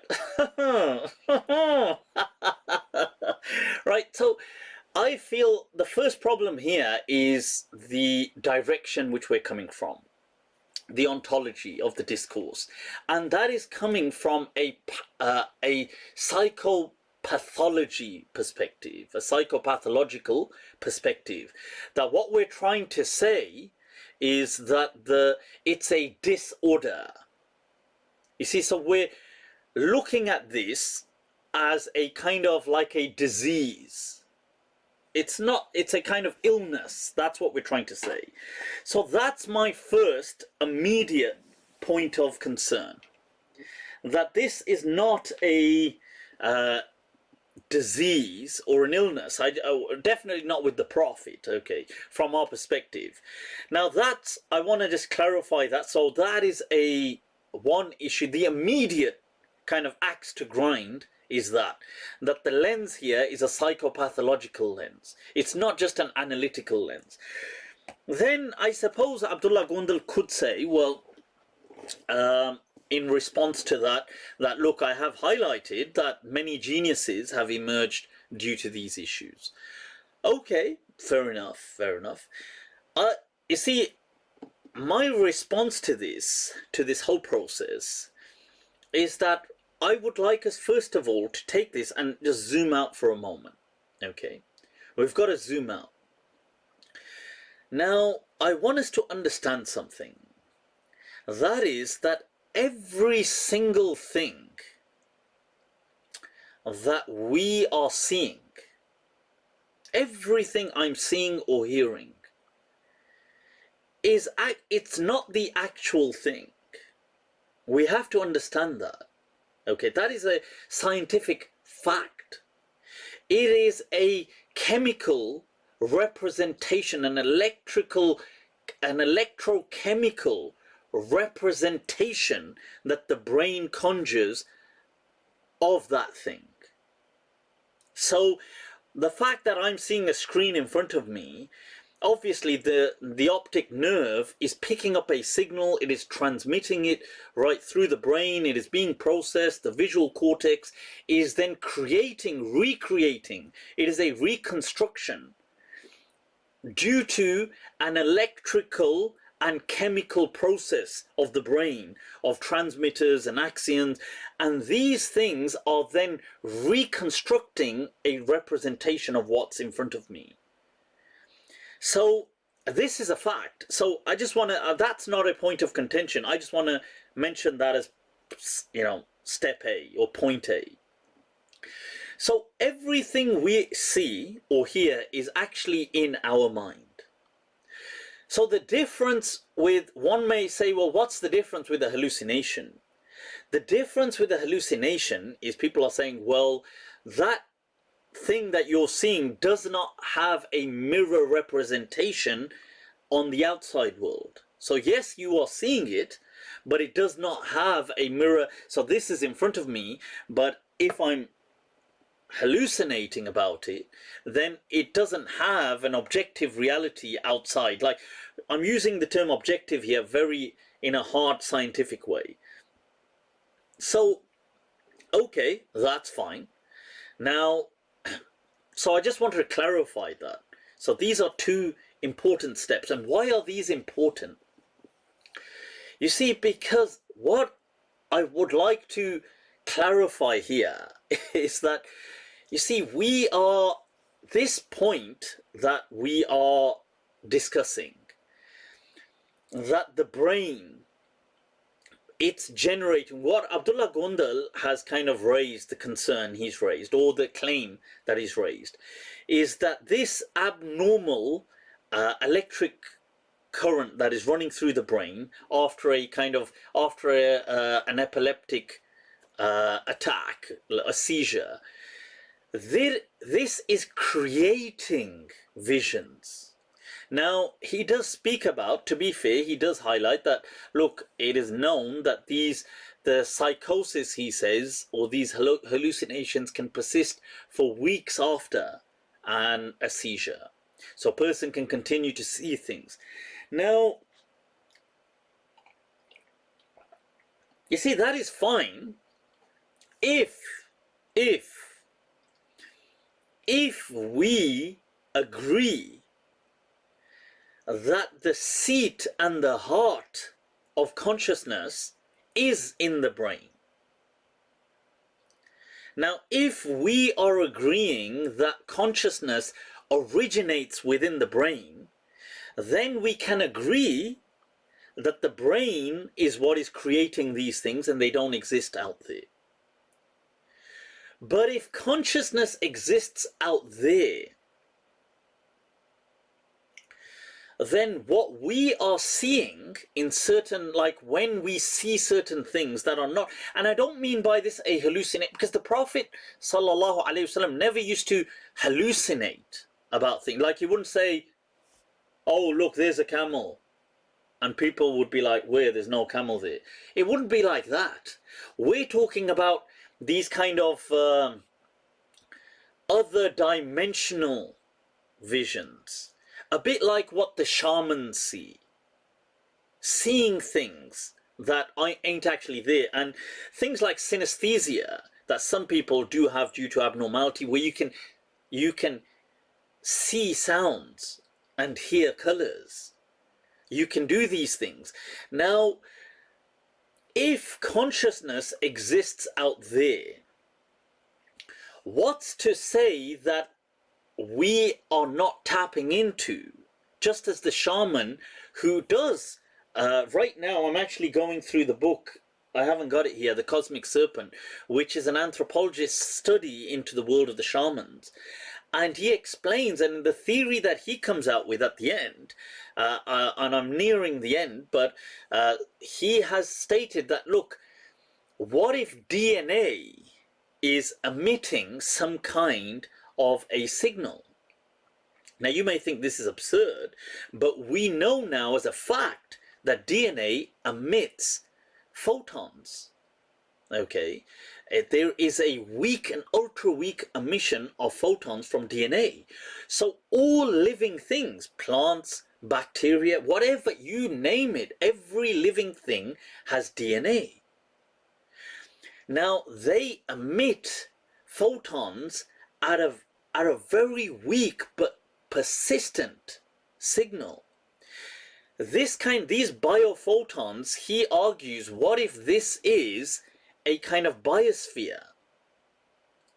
And these photons, by the way, that are emitted by DNA, they correspond with their wavelength to part of the visual field, to the wavelength that falls within the infrared and ultraviolet rays. So it is at some level visible, even though it's not visible to the naked eye. Now, he argues that when people take DMT, these shamans, and through their practices, what if they are lowering their consciousness to such levels that it can then see or communicate with this biosphere?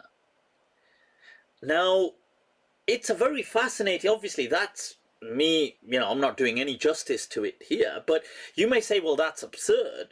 But he illustrates over the work of his book, he illustrates what he means and some of the studies that have been done on that, and how these people arrive at certain knowledge.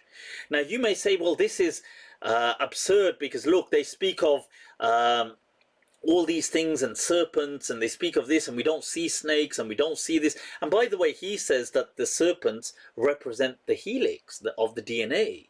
And this is why people refer to them as serpents. And it was that they lowered their consciousness to that level by these substances. It was a portal into that dimension.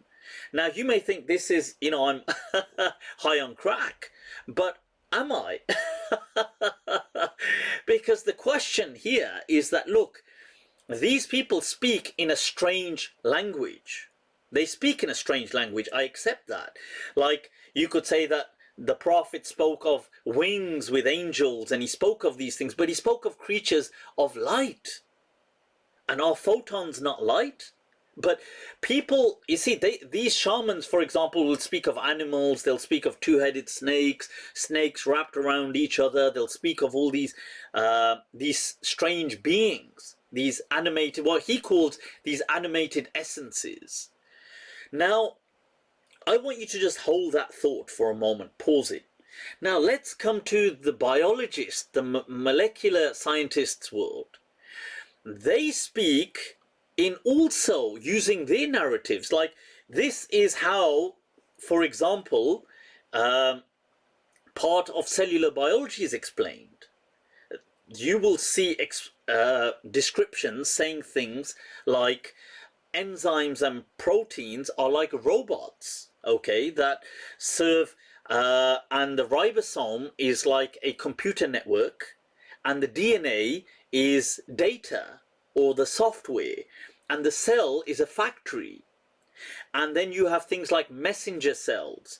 And you see, we, as in current day man, or people with a science background, and especially molecular biologists, will anthropomorphize biology and DNA and cells, and they will say this is like the DNA is like a factory, the cell is like a factory, the ribosomes are like a computer network. They will kind of inject this, these are messenger cells and these communicate. They will use words from our day and age, our psychosocial backdrop of an industrial technological age.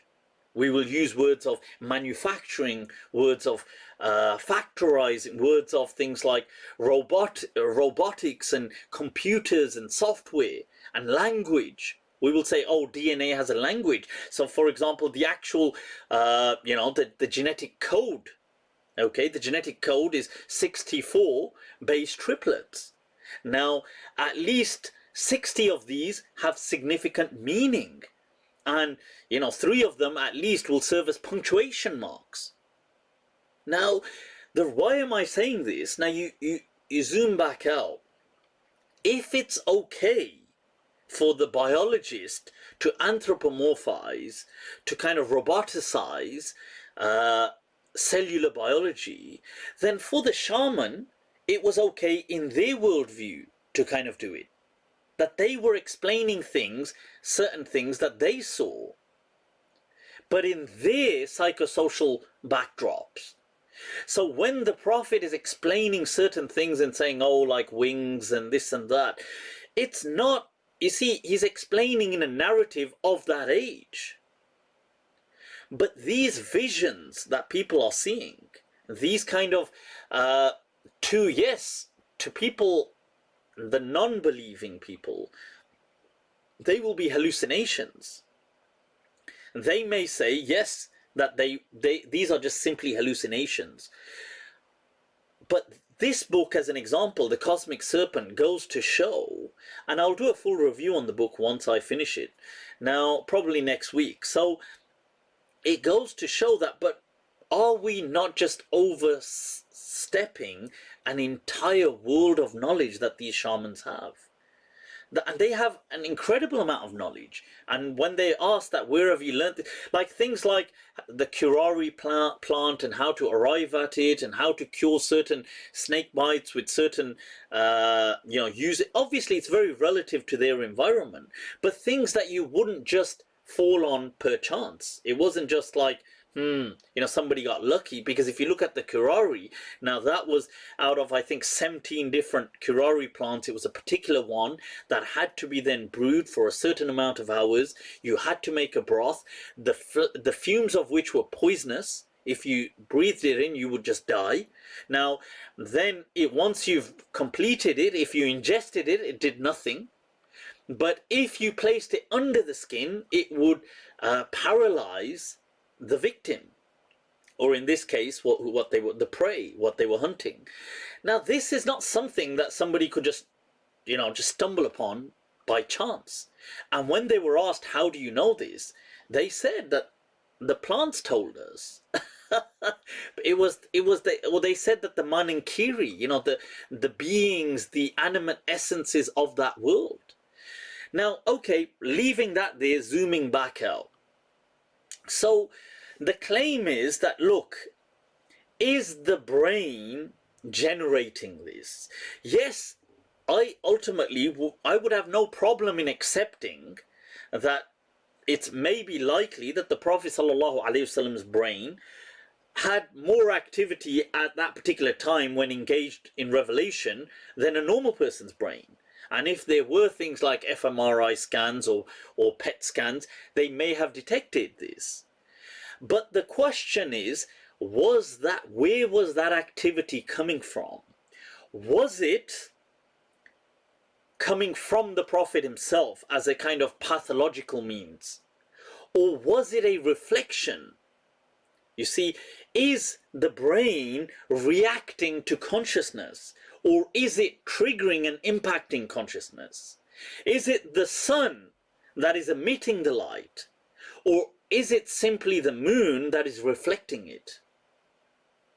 So I would argue that this, yes, it's very likely that the temporal lobe may have had more kind of neural activity taking place. There may have been more, neurons firing, and this makes absolute sense. But I would feel that that was being impacted by the consciousness, not it impacting the consciousness. Do you understand? So it is not that, it is like, if the brain is then the moon, it is reflecting the light from the sun. And I would argue that where it's getting it from is in many ways just as real. Because what's to say? Because is the mind not real? I mean, is the mind not real? The Prophet never said, he never hallucinated like, oh, here's an apple in front of me, I've gone to pick an apple and it's not there. That was never the hallucinations, or, if you want to call them hallucinations, that was never the situation. The Prophet was never claiming to see something that he was then mistaking in a casual sense. It was something that he stated and professed was multidimensional. It was not of this dimension. He understood that. He said that, oh, this is an angel, or this is this. But what does that mean to people who are not tapping into that dimensionality? So I hope this makes some sense, in the sense, in response to this claim, that was the Prophet epileptic? Firstly, I don't know whether the Prophet was epileptic. It is possible that some of these symptoms that are described of the Prophet, like sometimes going into a state of shock, or sometimes going absent, or sometimes doing these shaking, these kind of things have been transmitted, hearing a certain sound and stuff like this. If people wanted to to project that onto epilepsy, that is possible, but I would not agree with this from a lens of pathology. I would not say that the Prophet ﷺ, this was a kind of an illness, or this was a mental disorder. Neither do I believe, and you cannot, that this epilepsy, let's say, or this, if there was more increased neural activity, was self-generated. So the Prophet is generating this himself. I would say this is that this is being generated by consciousness.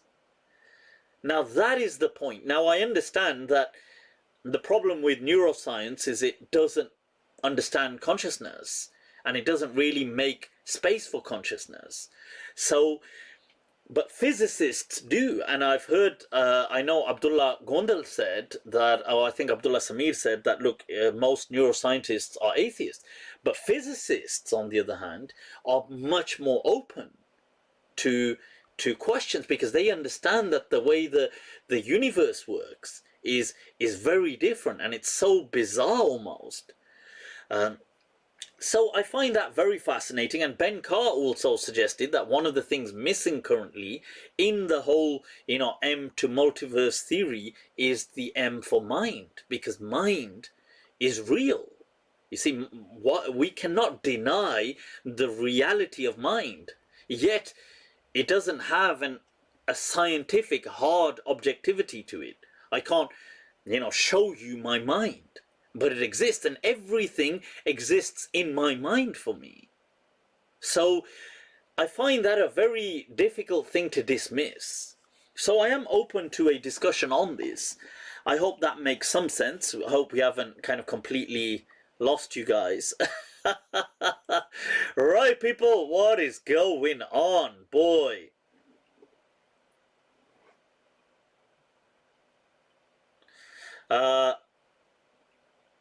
What is going on in the questions? Right, people, how old are you? Right, okay. People, avoid the... Somebody... How many... Right, okay. Mufti, what are your thoughts on polygamy? Chacha, you're teasing me. You... Wait a minute, who said that first? Oh, that's a guy saying it. Yeah, it's always, this is the problem. Yeah, I mean, I think polygamy, it's up to, if you can handle it, then why not? But if you can't, well, all right, what is going on? What is going on, people? If there were any, did I miss any? It is all about love. It is, that reminds me, people, Allah, Allah, Allah. Ashke nadan se kaho, baad mein pachtaएंगे. आप गिर के मेरी आंखों से किधर जाएंगे? तुमसे ले जाएंगे हम छीन कर वादे अपने. वाह वाह वाह, अब तो कसमों की सदाकत से भी डर जाएंगे. अपने अफकार जला डालेंगे कागज कागज. सोच मर जाएगी तो आप मर जाएंगे. एक तेरा घर था मेरी हद मसाफत, लेकिन अब ये सोचा है कि हम हद से गुजर जाएंगे. वाह वाह वाह वाह वाह वाह वाह। इससे पहले के जुदाई की खबर, इससे पहले के जुदाई की खबर तुमसे मिले, हमने ये सोचा है कि हम तुमसे बिछड़ जाएं। वाह वाह वाह वाह वाह वाह वाह वाह। It's all about the love, people. That's obviously a hurt person. Oof. He says, before it comes to the fact that you separate from us, or you tell us that this is over, I've decided to end this myself. I can't take it, I can't take it. Khadim Hussein says, 4 wives, 1 tall, 1 small, 1 fat, 1 thin. Have it all, huh? Have it all. Which poet? That was Khalilur Rahman Qamar. Amazing poetry. Right, so what is going on? People, let's wrap this up. Oh! Peoples. It is time. Right, for the masala, people. So, those of you that don't know, let's take it straight to, you've got, all right, okay. Un momento. All right, people. Pakistani actress or actor Uzma Khan. She was assaulted. Those of you that have seen this video, right?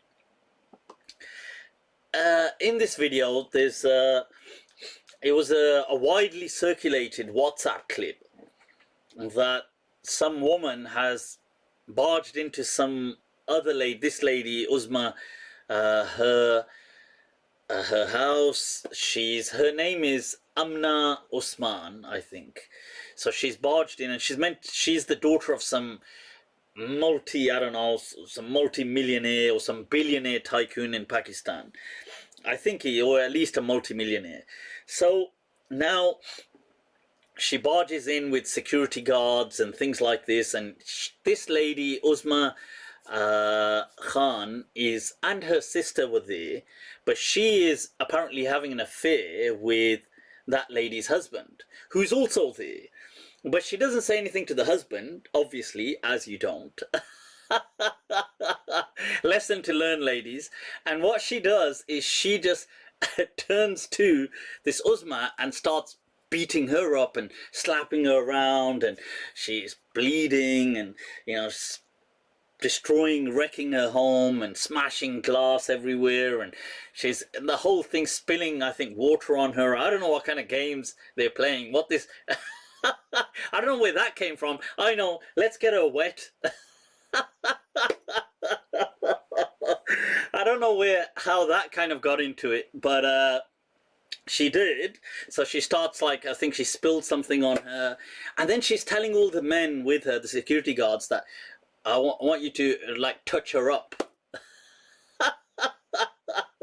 Acha, that's a job as well. Yeah. What? I've never heard of this job. Yeah.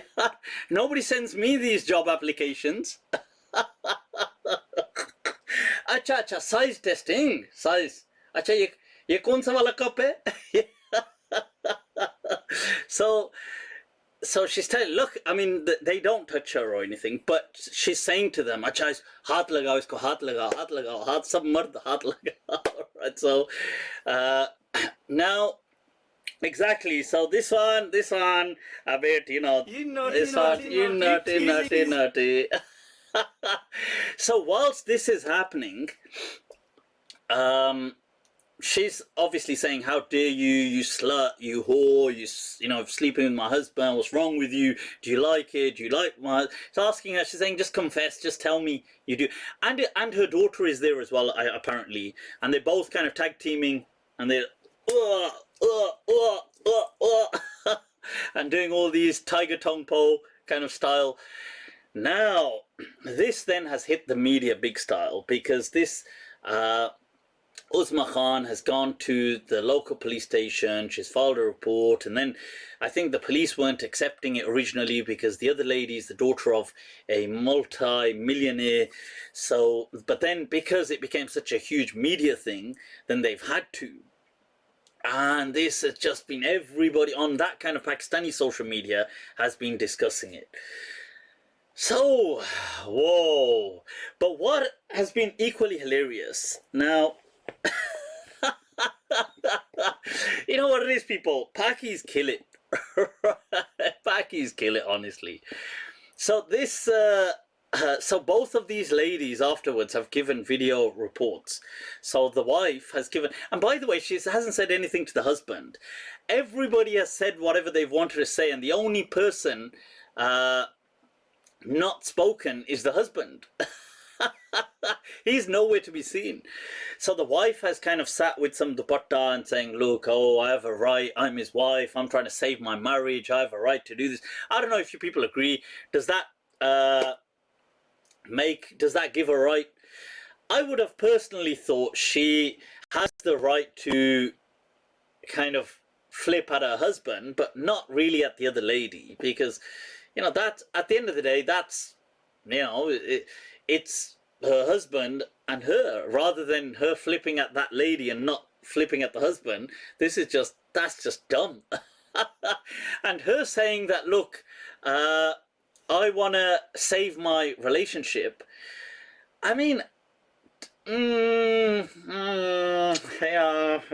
I don't know if this one is how you save a relationship. By recording this and then knowing that it's gonna, I mean, this is just blown up the way it has. It's become such an embarrassment.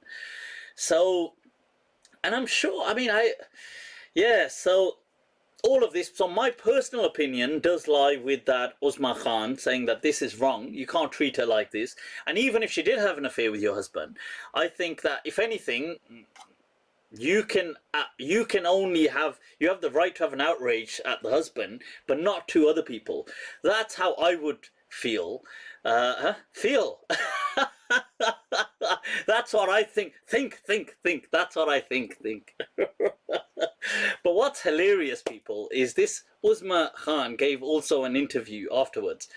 So what she did is she also put on a dupatta, and everybody, what they do is once they want to get religious, like they want that sympathy, so what they do is they put a dupatta on their head, chila, and they go, you know, so we look more innocent.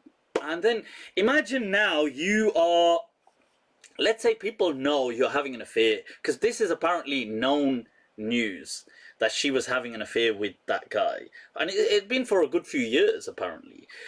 So let's say you've got caught now, but you might say something like, you see what I would have, like, I'm just saying, you might say something like, look, we were just talking, because to be fair, when she came in, they weren't doing anything. They were just standing there. So she could say, well, you know, he's just here, he's just talking. Like, you don't need to, like, what from all the kind of alibis, stories that you would concoct, that you would put together here, right? What she says, you know, this is where I'm saying, you know, Pakis don't just go, they go like 0 to 100 in second flat. So she wrapped the dupatta around her head and she decided to say, I was sitting in i'tikaf. 10:30 बजे के करीब मेरी बहन ने दरवाज़ा knock किया और मैं इत्तिकाफ से बाहर निकली और मैं जब बाहर आके बैठी तो उस्मान बैठा। Wait there, I'm going to go back to that. But there's so what she said is, the man came to my house and I was sitting in i'tikaf, and I came out and my sister said to me, oh, you know, so I came out and he was sitting there, Usman, and I said, oh, Usman, what are you doing here? And he said, well, oh, I heard you were in i'tikaf. I came to give you glad tidings that you have stepped out of i'tikaf. And she says, well, I am duly honored, I must say. May the Lord shower his kind blessings upon you. She says, and he said, by he who holds up the heavens, I am truly impressed. अच्छा अच्छा अच्छा हमका वो समझें का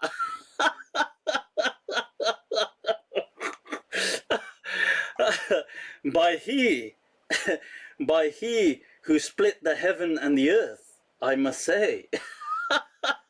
Check this out. So this is her. 10:30 बजे के करीब मेरी बहन ने दरवाज़ा नॉक किया और मैं इत्काफ से बाहर निकली और मैं जब बाहर आके बैठी तो उस्मान बैठा हुआ था तो मैंने कहा तुम यहाँ क्या कर रहे हो तो कह रहा है मैं तुम्हें इत्काफ की मुबारकबाद देने आया हूँ Wait a minute.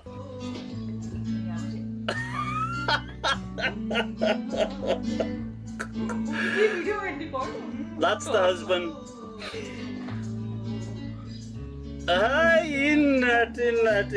Nutty. This one.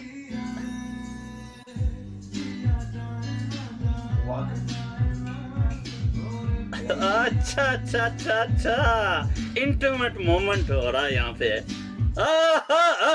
you haramis trying to watch the dirty part. Just as that was, I had to change that channel quickly. Otherwise your parents would walk in at that moment and you'll be like nah Abba, I was Mufti ki takne pe sa Mufti acha Mufti to no right, so oh my god, Pakis kill it. This is so hilarious. I couldn't stop laughing at the fact that she What were you doing? Me, I was just reciting the Quran in accordance with the 7 different qira'at. I was just perfecting my warsh riwayah, and then there was a knock on the door.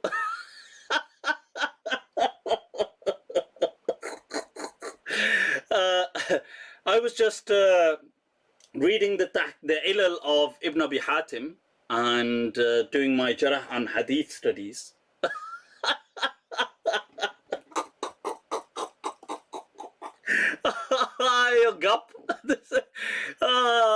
Right, so this was hilarious, man. I found that hilarious, utterly hilarious.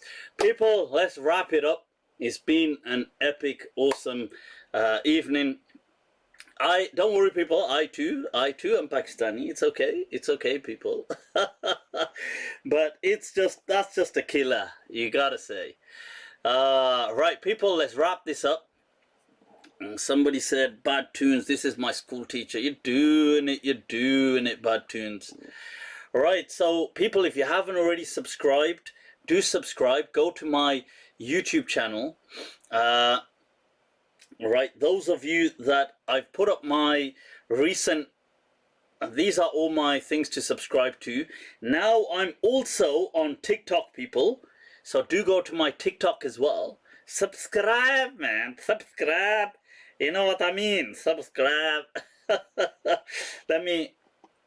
Right, so I'm trying to see which, here it is. So this is the latest Arabic lesson I've put up there. Check it out, learn Arabic.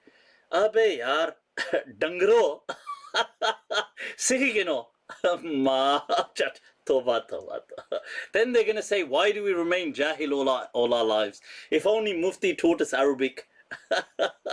This is where I'm teaching you Arabic. Abe siko. You know, bloody rationalists. Right, so I've put up the second lesson of Arabic. Learn it, check it out.